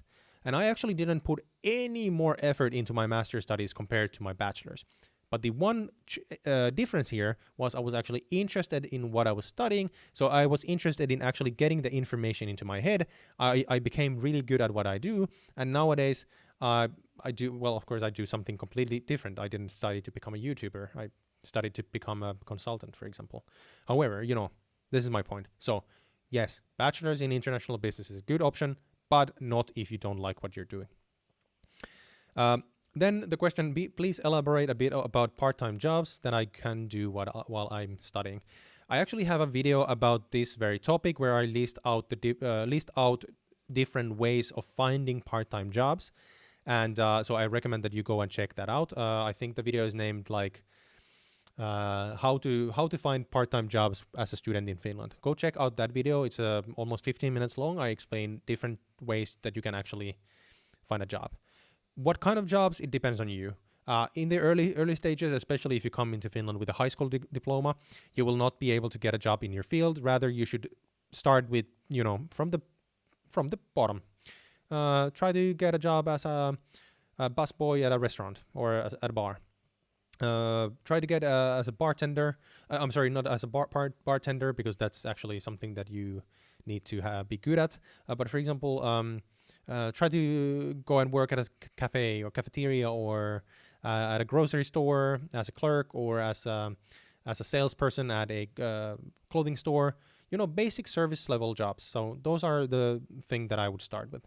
And again, how I would do it is that the second that you land in Finland, print out your CVs, put on some good shoes, and start walking into every single store and every single bar and restaurant and cafe that you can find near your school or your home, and tell them who you are, what you're doing in Finland, and what's your situation, and tell them that you're open to get any kind of part-time job, and you would be open to start from the bottom. There.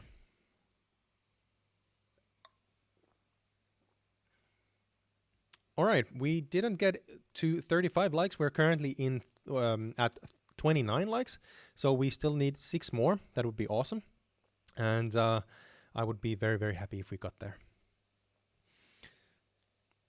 Yevgenia saying, it's like I love classical music, but I hate myself in classical music.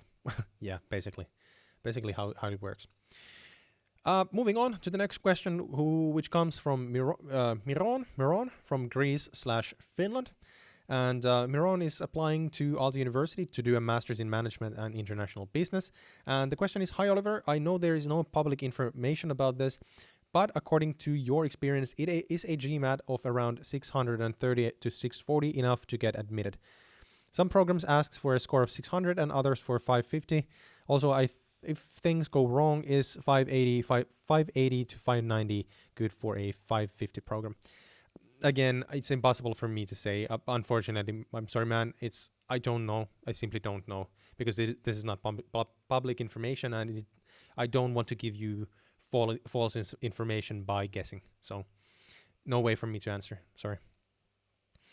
The next question comes from Michael from Greece, and Michael has not yet decided whether or not he wants to study in Finland, but is interested in Aalto University and University of Jyväskylä, and is willing to do a master's in finance and banking. Awesome, nice. And the question is, how practical are the master's degrees in finance or economics courses according to your experience? Are students able to use specific software or just sit around in lectures? That's actually a very good question, and in my experience, university studies in Finland are they are quite theoretical compared to bachelor's degrees. You will be able to use some software, but for example, for a student in finance and banking, or finance in general, your number one tool is going to be Excel. And then if you really want to get familiarized with data analytics, you should learn how to use R. Then if you do a degree in economics, then there's a couple of other analytics tools that you will most likely learn, but they are not going to be the highlight or the main thing in the courses. Rather, the courses are mostly going to be theoretical, giving you theoretical frameworks. For example, especially in economics, you're going to do a lot of mathematics. In finance, you're going to go through a lot of finance theory, frameworks, the mathematics behind it, and you're going to be working a lot with numbers. Yeah, but what I would say is that, for example, if we think about like economics, a degree in economics at Aalto University, the other option would be to do a master's in economics at the University of Helsinki. And what I do know is that Aalto University studies are more practical than the ones at the University of Helsinki. So if you want to do as practical of a master's degree in Finland as possible, then Aalto would be the place. Excuse me. I know I'm sorry about that. Yeah. Anyways, you will be sitting in lecture halls. However, when you're doing a master's, there's actually the majority of your courses will most likely be seminar type courses where you actually have a very small amount of people there, and the level of interaction will actually be quite high. So if you do a master's in finance, you will not most likely be you will not have a single course where that is like a mass lecture where you have like 300 people. Those are all on done in the bachelor's level. So you're going to get somehow at some level practical, but then again, there's always going to be theory behind everything. I'm sorry, this is a bit of a beating around the bush type of way of answering this question, but of course it depends on your definition of practicality. Hopefully I gave you some context at least. The next question comes from Aaron, and the question is, I wonder which one do you think is better for finding a job in Finland while abroad? I'm sorry, I wonder which one do you think is better for finding a job in Finland while abroad, or moving to Finland then finding a job, and which one has better odds? All right, so which one is is it easier to get a job when you are abroad or when you're already in Finland? Absolutely when you're already in Finland, especially considering that if you don't have a degree and an earlier job experience. So if you're coming to Finland to study, then absolutely apply only after you are in Finland. If you come from a non-European Union country especially, and you basically apply for a job with a high school diploma, you will not even get a response, most likely, because the companies in your field will not be considering you anyways, because you don't have a degree and you're only coming here to study. But then on the other hand, if you're applying for basic service level jobs like a job at a cafe or restaurant, they will never even consider you because you're not in Finland, and they will always have other options. So it's always easier for them to go through the entire application process with someone who is already in Finland. And then on the other hand, it's less of a risk to offer a job for someone who is not here. Who is already in Finland than someone who is not here. So absolutely easier to get a job when you're already here. The next one comes from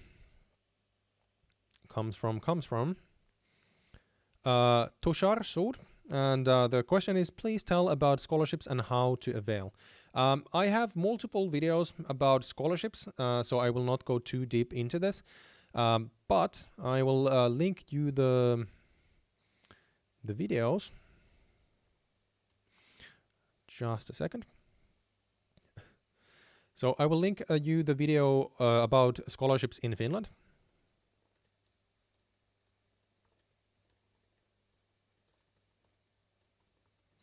Into the live chat right now, so go ahead and check that video. Basically, what you need to know is that scholarships are only for students who are not citizens of a EU or EEA country, so European Union or European Economic Area. And scholarships depend on the university or the school as well as the degree program. So there are no universal scholarships in Finland. In addition, the scholarships are university specific, so you always have to apply for the scholarship depending on when you apply to the school. The exact requirements or the minimum requirements for scholarships in any of the schools in Finland, they're not public information, so there's no way for me to say how to actually get a scholarship. You have to do as well as you can, taking into account that there's only a smaller number or a limited number of scholarships available, and they will only be granted for the best applicants. So, for example, if you need to do the SATs or GREs or GMATs or TOEFL or IELTS or any kind of other language proficiency test, you need to do as well as you can to have a chance to get a scholarship. Really nothing else I can say about the topic. Watch the video. I go into a lot of detail in the video, and I'm sure that will answer a lot of your questions. But unfortunately, I can't go into any more detail here live because it's such a complicated topic. The next question comes from Aaron, and I'm sorry, actually, that we already got. The next one comes from Rishi from India, who is applying to study a master's in data science and AI in the next application period. And the question is, I would like to know about the student life there. Yeah, sure. How easy, hard is it? How easy or hard is it for students to get to engage in the society? That's a really good question. So there's a couple of more questions, but I'll take this first. So the student life in Finland is awesome. It's one of the biggest reasons why you should actually apply this to Finland. There's so many things here that I could talk about, but I'll just highlight a couple of them. First, because the Finnish studying culture, the university culture, is more relaxed than, for example, in many Asian countries where there's a huge amount of competition. In Finland, this means that in Finland, actually having a full, perfect GPA actually might not even do any good for you. It might actually do some bad for you in your career. Why? Because if you sit at the library 24/7 studying and you get a perfect GPA, but you don't do anything else with your life, no one really wants to hire you because they don't know what else you can do, unless you want to become a professor. So this means that because the studying culture in Finland is so much more relaxed than compared to many other countries, it means that students here love to volunteer. They want to do, a lot of fun stuff, volunteer and take part in organizations and different events, spend a lot of time having fun with the other students. And this does not just mean drinking. Actually, alcohol, the role of alcohol in Finnish student activities has gone down year by year, actually quite a lot in the recent years. And there's much more like lifestyle, healthy stuff that students do. Just as a couple of examples, I actually can show you what I've done, for example, myself while I've studied.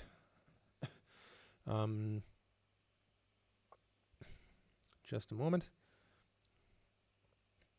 So if you look at my LinkedIn profile and you go all the way down to my LinkedIn profile, you can actually see my volunteer experience here. So this goes quite a bit, downwards. First, I was a tutor for new students in my second year for a group of new students. So I basically helped them during their first weeks, how to actually integrate into the school, how courses work, how they actually build their curricula, what kind of student culture and what kind of parties there are. And we had quite a lot of fun. After that, I started volunteering in different kind of other student organizations. So KY, or the Aalto University Business Students Organization, is actually the student association for Aalto University business students. So I actually was a student member benefits coordinator. So what I did, I basically pitched our students to different businesses like cafeterias, clothing stores, other, B2C businesses, basically saying that, hey, we have, business students in our community and they really like your products. Would you like to give them a discount? And we will drive more traffic to your store. So that was one of the first volunteer job I did for free. It was fun. I provided, really cool benefits for my classmates and everyone else who was studying in our school. After that, I went and started volunteering at a skydiving club called Kymppi, which is awesome. We basically do a couple of weeks of skydiving per year when the weather is good during the summer, and then the rest of the year we basically party. That's basically it.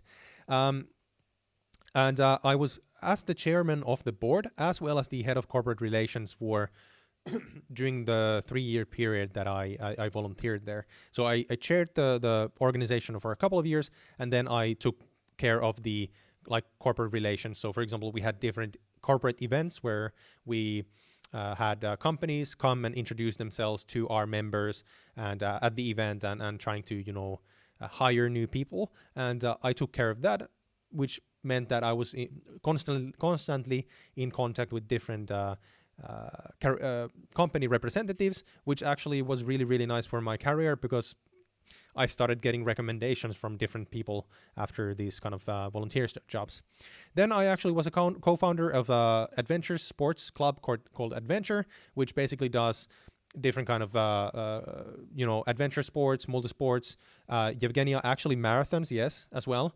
We have, for example, had a 2-day multi-sport event. We did ice climbing, rock climbing, bouldering, hiking, running, etc. Then I had multiple other positions, the latest of which I basically sat in the member of the representative council, which is the highest deciding body in our student association. And what we basically do is that we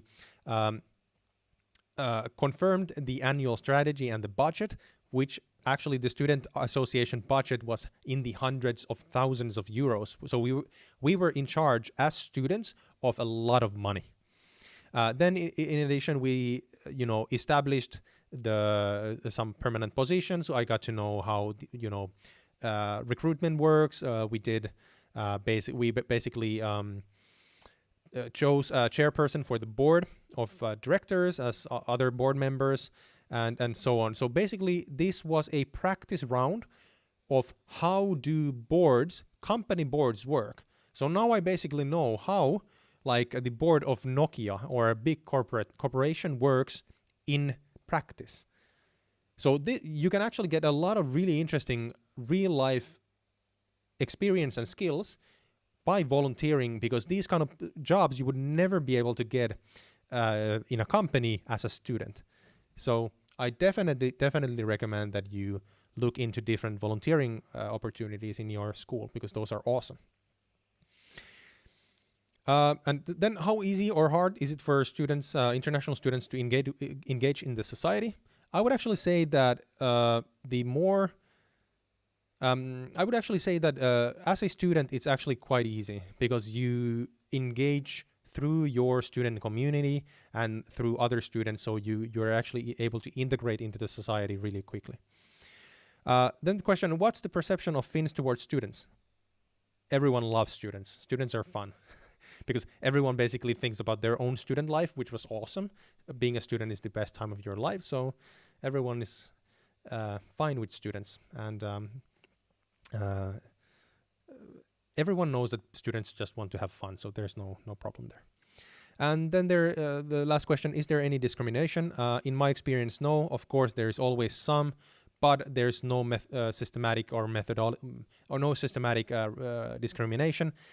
It's very heavily penalized under the law, and the universities, for example, are working extremely hard to get rid of any kind of discrimination, and they're trying to build their communities to become as inclusive as possible. So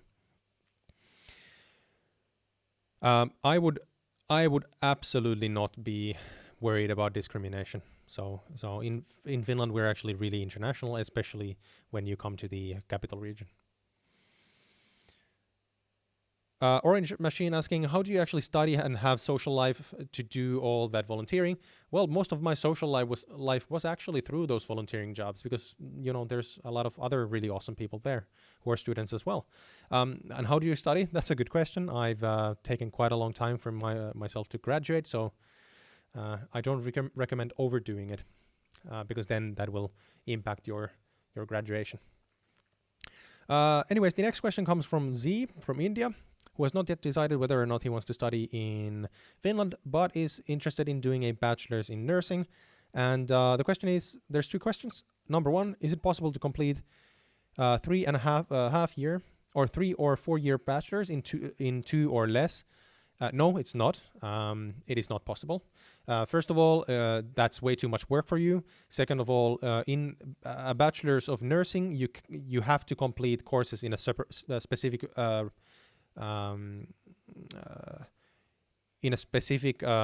order, because it is a field that is heavily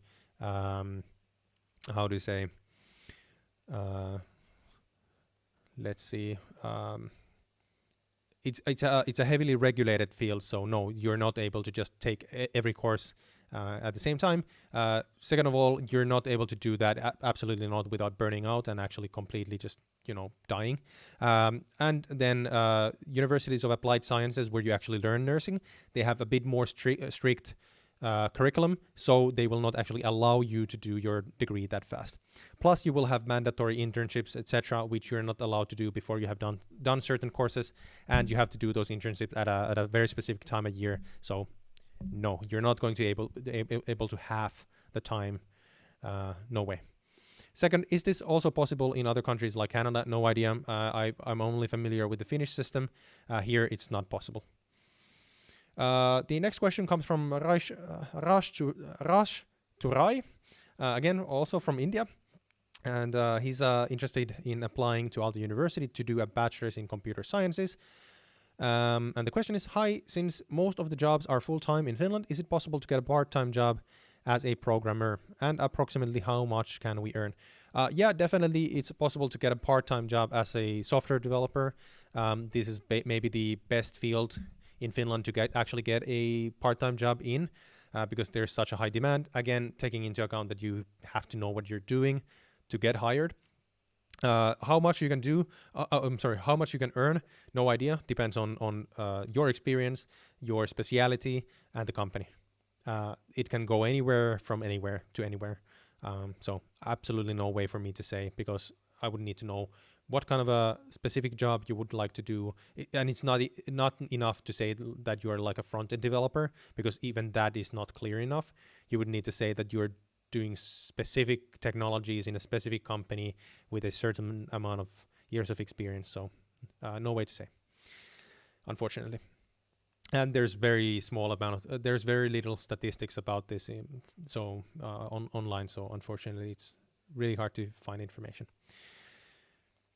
Yevgenia asking, is it safe for a child in Helsinki and Espoo? Absolutely yes. So it's actually pretty common to see, young kids in Finland commuting to school and back on their own, starting from the age of 7. It's completely normal in Finland. We don't have school buses unless you live in a very rural place where you need a school bus or something. But usually either parents drop their kids off to school, or the school kids or the children actually commute to the school on their own, starting from primary school. So yeah, definitely I would say that it's safe in Helsinki or Espoo. Of course, you need to still exercise some restraint as a parent, making sure that your kid knows how to actually walk around and move around and where to go and where not to go. So there are some places where you should not go as a kid during the night. But then again, as a general rule of thumb, absolutely yes. The next one comes from Arthur. And the question is, I'm planning to do my semester abroad in Finland. What city or university do you recommend me the most for international business? Aalto University. Hands on. Absolutely. If you're doing a semester abroad in Finland, you're not going to come here just to study. You're coming here also for the student experience, and Aalto University is best in that. Hashtag not sponsored, by the way. This is not sponsored, not affiliated. This stream is not affiliated with Aalto University in any way. I just like the hoodie. Next one comes from Jeet Goti from India, who is applying to do a bachelor's in economics at Aalto University. And the question is, can you tell me about the crime situation in Finland? Sure. There is, in general, we have a very low crime rate. We have the highest trust in police in the entire world. We are actually number one in the world in the trust of police and in the government. There's very small amount of organized crime in Finland. Of course, there's always some, but compared, it's very small. We have very small amount of scams, like serious scams as well, especially. But then, for example, like companies like taxi or businesses like taxis or street vendors or these kind of stuff, there's almost no scams there because they are very heavily regulated. For example, you cannot just become a taxi driver in Finland. So when you jump into a taxi, you are completely safe. As a general rule of thumb, you're absolutely safe using a taxi in Finland. On the other hand, there are of course, there are always some crimes, but I would say that the overall situation is very good. It's very unlikely for you to get, for example, mugged in the middle of the night, even if you're moving alone in the middle of the city. I've never felt afraid moving in the middle of Helsinki in the middle of the night between Sunday and Monday. So again, even if you're a female or woman, there's really no reason for you to be afraid moving alone in the middle of the night in the city. It's generally safe. Of course, there's always crime, but as a general rule of thumb, it's safe.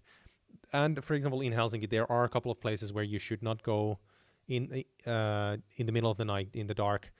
Most of them are. There's one park, for example, where you should not go, where there is a history of some violent crimes there. But again, those are very rare in general. Again, yeah. The next question comes from Aaron, and the question is: this just crossed my mind. Does foreigners with no permanent resident permits or Finnish citizenship get paid less than people with permanent resident permits or citizenships? No, absolutely not. There is no. This is actually illegal. So you are not. Discrimination and basically paying a lower salary for you is. I'm sorry, paying lower salary for you because you're not a Finnish citizen is basically discrimination. I'm not sure if it's defined in the law, but it basically is. And if you make a stink out of it, there's hell to pay for the company. So absolutely not. And I've never heard this actually happening. The one thing that I know that has happened sometimes is that international talent, especially students who have just come to Orange Machine, yeah, basically it's Kaisniemi Park. That's the place. It's lovely. It's a lovely place during the day, but in the middle of the night, it's a bit iffy. Anyway, so what the one thing that I know has happened to, for example, a few of the subscribers of the channel is that when they come to Finland, they are desperate to find any kind of work, not just paid, but unpaid work to prop up their CV. And there was actually one subscriber who contacted me saying that I have two he had one bachelor's and he had a master's and an MBA, and he came to Finland to do a third master's. And he asked me that, okay, I got this offer from a company in this big city, and it's unpaid, but should I still accept it because it's good for my CV? And at that point, I told him that okay, stop. I'll send you a link to Zoom. Let's have a chat. And what I basically told him that you should never accept non-paid positions unless they are strictly included into your degree. So students who do degrees in universities of applied sciences might have to do unpaid internships as a part of their degree. However, if you want to get work experience, there is absolutely no reason for you to get a unpaid position in Finland. Those are things, unpaid positions, especially unpaid internships, again, unless they're a part of your degree, are something that we're trying to avoid, coming here. Those are things that mostly are done in the US or in, for example, the Great Britain. And Finnish people hate unpaid positions. There's no reason for you to do any work free because your work has always value. And it doesn't matter what the potential employer tells you about, okay, well, this is good for your CV. You should get this because then you can open doors for future. BS. That's absolute BS. You can tell them very politely and nicely to F off, basically. That is something where I think that some companies that don't have morals, they try to use international students who don't know better. And actually, as most of you know, I used to work at a recruitment company that specializes in hiring highly educated talent in Finland, so university-educated people, recent graduates, basically. And we had multiple different competitors that were direct competitors, and we all of our companies basically we signed a paper saying that we will never help any customer to find a person for an unpaid position because we think that's immoral. So never do unpaid jobs unless it's strictly about your actual degree. You get credits for doing it. you have to get paid. How much, it depends on the company, but then you need to get paid. So the second thing I would actually say here, one thing that I would recommend that everyone avoids, because I know that some people do this. In Finland, we have very strict tax laws, and actually avoiding taxes can get you into a lot of trouble. So actually, there's been a couple of people sending me messages, DMs on Instagram, for example, and commenting on YouTube videos about how much could they save if they ask to get paid in cash, and so that you don't basically have to pay any taxes. That's illegal. And if you are caught doing that, and if the company is caught doing that, they will get into a lot of trouble, the company even more. And if you actually, for example, if you ask a company to do that, most of them will kick you out of their through the door. So you have to take into account that Finland has high taxes, but if you want to work here, you need to pay your taxes, or I don't mind you not coming here, because everyone has to contribute into the society, because we all pay taxes and we get good things for the taxes, and everyone should pay them. Sorry about the rant, but this is something that people ask me about quite a lot, and I just wanted to get it out there. Matar Shak, actually my brother is doing his PhD, and we're actually planning on doing a video series about PhD stuff in Finland. That is going to happen next year, maybe during February, March or so, but it is coming. So make sure to be subscribed on the channel, and then have all the notifications on, so you will not miss the videos when they actually come online. Talking of which, guys, if for some reason one of you is not subscribed, make sure to subscribe to the channel for more of these weekly live streams, as well as other awesome content about studying and working in Finland. In addition, we're currently at 29 likes. It would be awesome if we could actually hit 35 likes before I end the stream. So we still need 6 more likes, which if you guys could pull this through, that would be awesome. Yevgenia saying, how to understand what amount of salary should be paid to you for your job. The salaries in my country and Finland are different. Good question. And actually, Yevgenia, I'm not sure if you have seen my video about salaries. This, of course, again, depends on your personal background, the job that you're doing, your experience, etc. What I recommend you to do is to check out this video that I link into the live chat right now. And there's multiple tools there that I can recommend you to use to check what kind of salary you could maybe be paid. I think that's the best place to start from. All right. Aaron asking, what if you paid the taxes but in cash? So in Finland, you're basically not able to pay taxes in cash. So when you get a job, you will actually have to make a employment contract with the employer. I don't think that's actually written in the law, but you need to do a written employment contract, no matter what your job is. If you don't do, you're screwed, and the company is not legit basically. Any legit employer will make you sign a actual contract. In Finland, how income taxation works in terms of your job and salary, actually the company takes care of paying the taxes for you. So in Finland, we don't actually pay the taxes personally, like, for example, what you do in the US, where you actually file your taxes. Instead, our employers take care of our taxes, income taxes, for us when they pay our salary.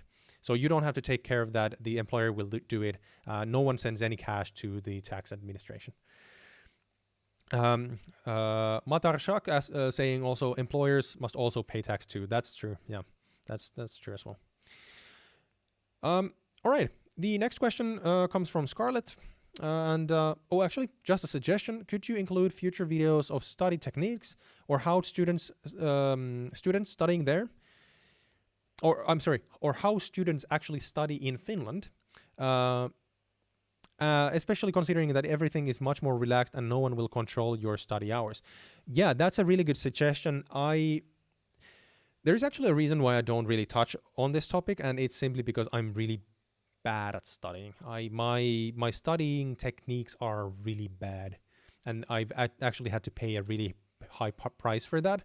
However, that's a really good question, and okay, let's actually break this down into parts. So there's basically two questions here. So what are the studying techniques that I would recommend?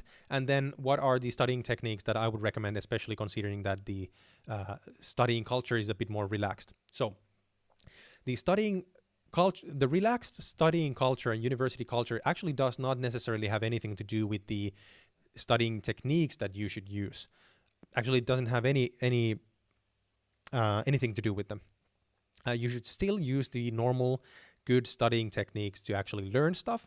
However, what the more relaxed university degree here means is simply that no one is going to watch you over your shoulder and make sure that you do your job. That is your responsibility.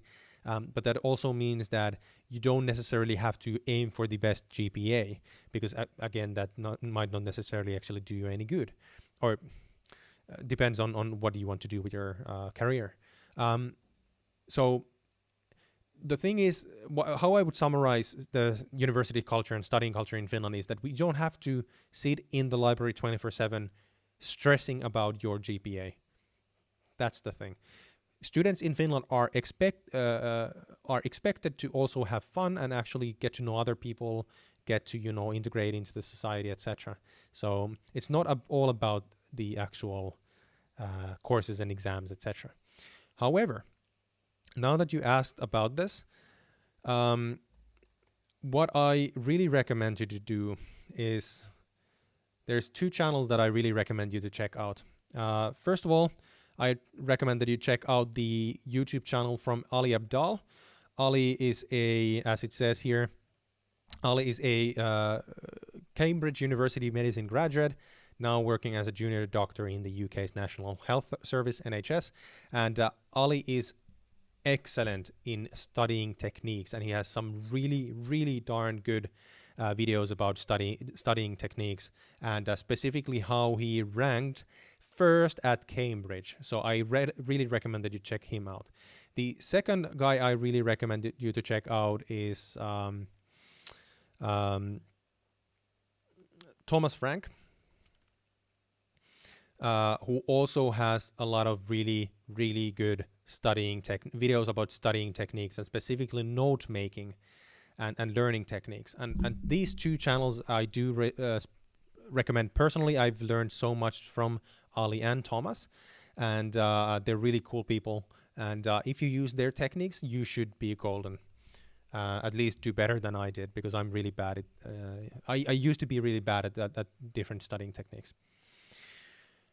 All right. Yevgeny asking, what about studies at the secondary school? Are they also relaxed? In general, studies in Finland are simply more relaxed, than in, for example, in the US. The biggest thing or differentiating factor about Finnish primary and secondary school is that students here are not taught to actually do well in standardized tests, because we don't have really standardized tests, at least not in the sense that what they mean in the US. We do have one national standardized test at the end of high school, which is the high school final exam, and that is actually super important, because that is going to define where you can apply to do your degree or your future studies. But on top of that, it's pretty relaxed. Of course, the better you do in school, the better you're going to do in your life. But I would say that the Finnish education system in general is really, really nice.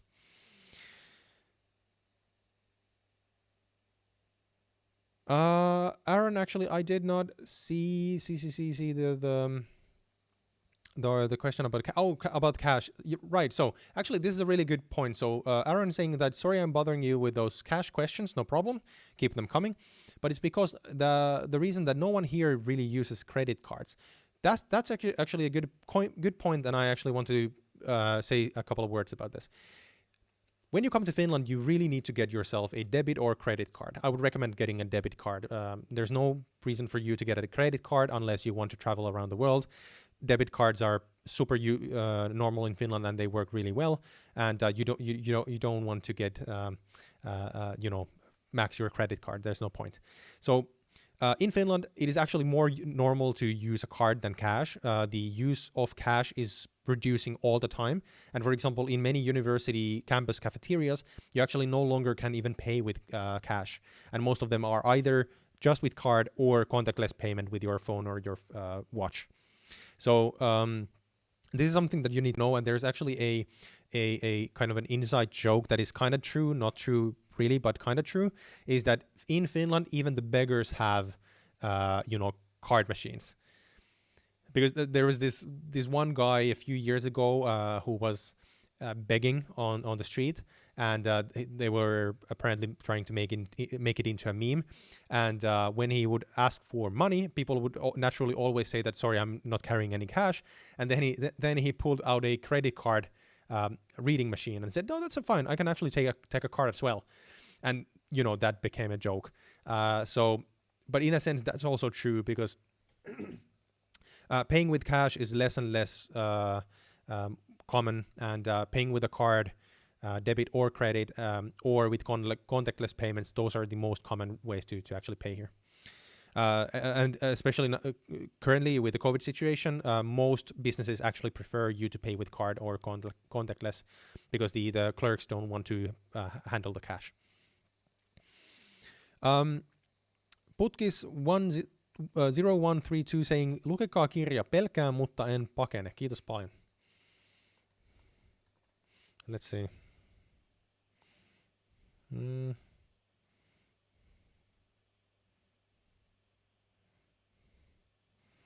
What is this book? Interesting. All right. Self-promotion, not cool. All right, never mind. Skip that. Let's see what else. Idris saying, thank you very much for your sharing. You're welcome. It has been a while. You've been talking and you're not tired. I'm actually really tired. That's why I'm all over the place. I see that you really do like sharing the information. Thanks again. You're welcome. Yeah, this is the one reason why this channel actually exists. So I'm really glad if any one of you actually gets some value out of this. Actually, there's only one question in the form, which comes from Zehan, who comes from India, and he has not yet decided whether or not he wants to study in Finland, but is interested in doing a bachelor's in whichever field has the highest demand and most money, potential money. All right. So the question is it possible to change the field of study after coming to Finland? For international students, it's not that easy. So basically, I would say that no. I'm sure that there is a way to do it, but because it's most likely not going to be easy, I would say that no. Apply for that field that you are actually interested in, because you don't want to go through the hassle of trying to change your field afterwards.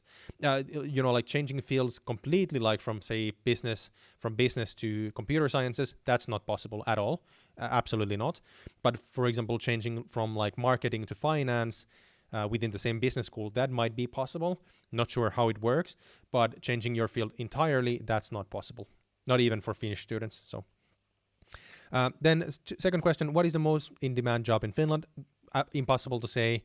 There's no statistics about this. Computer sciences is in general a growing field, and there's a high demand. But if you don't care about computer sciences, if you don't care about mathematics, I would never recommend you to even try to learn software development. So again, as I spoke about before, don't pick your field based on what is in demand and what pays best. Pick your field based on what actually interests you. Because if you just pick a field that is in demand and pays the best, but you don't care about it at all, you will not be paid well and you will not get hired in a good company because you don't care about what you do. Hence, you will not have motivation to become good at what you do, and then you will not, no one wants to hire you. So don't pick your field based on what is in demand and pays well. Pick your field based on what you're interested in. Berry pickers are in high demand. That's a good inside joke. Yeah, that's true. All right. Navid, Navid, super quickly, if you want me to answer your questions, the questions that you posted into the chat next week, please post your question into the Google form that I have linked in the description box below. I actually, the form is now out of questions. I'm actually getting pretty tired, so I will actually start ending the stream here. So if you have any questions that I did not yet answer, please post them into the Google form, and next week I will start with those questions when I go live next Thursday at 6:30 p.m. Eastern European time. Anyways, I think that's it for today. Thank you so much for joining, guys. Again, if you got any value out of this video, I would really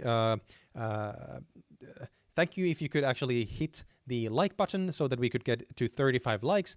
And if you are not yet subscribed, make sure to subscribe to the channel for more live streams like this and for more awesome content about studying and working in Finland. And again, next live stream is going to be in 1 week on Thursday at 6:30 p.m. Eastern European Standard Time. Anyways, I really appreciate everyone joining us today.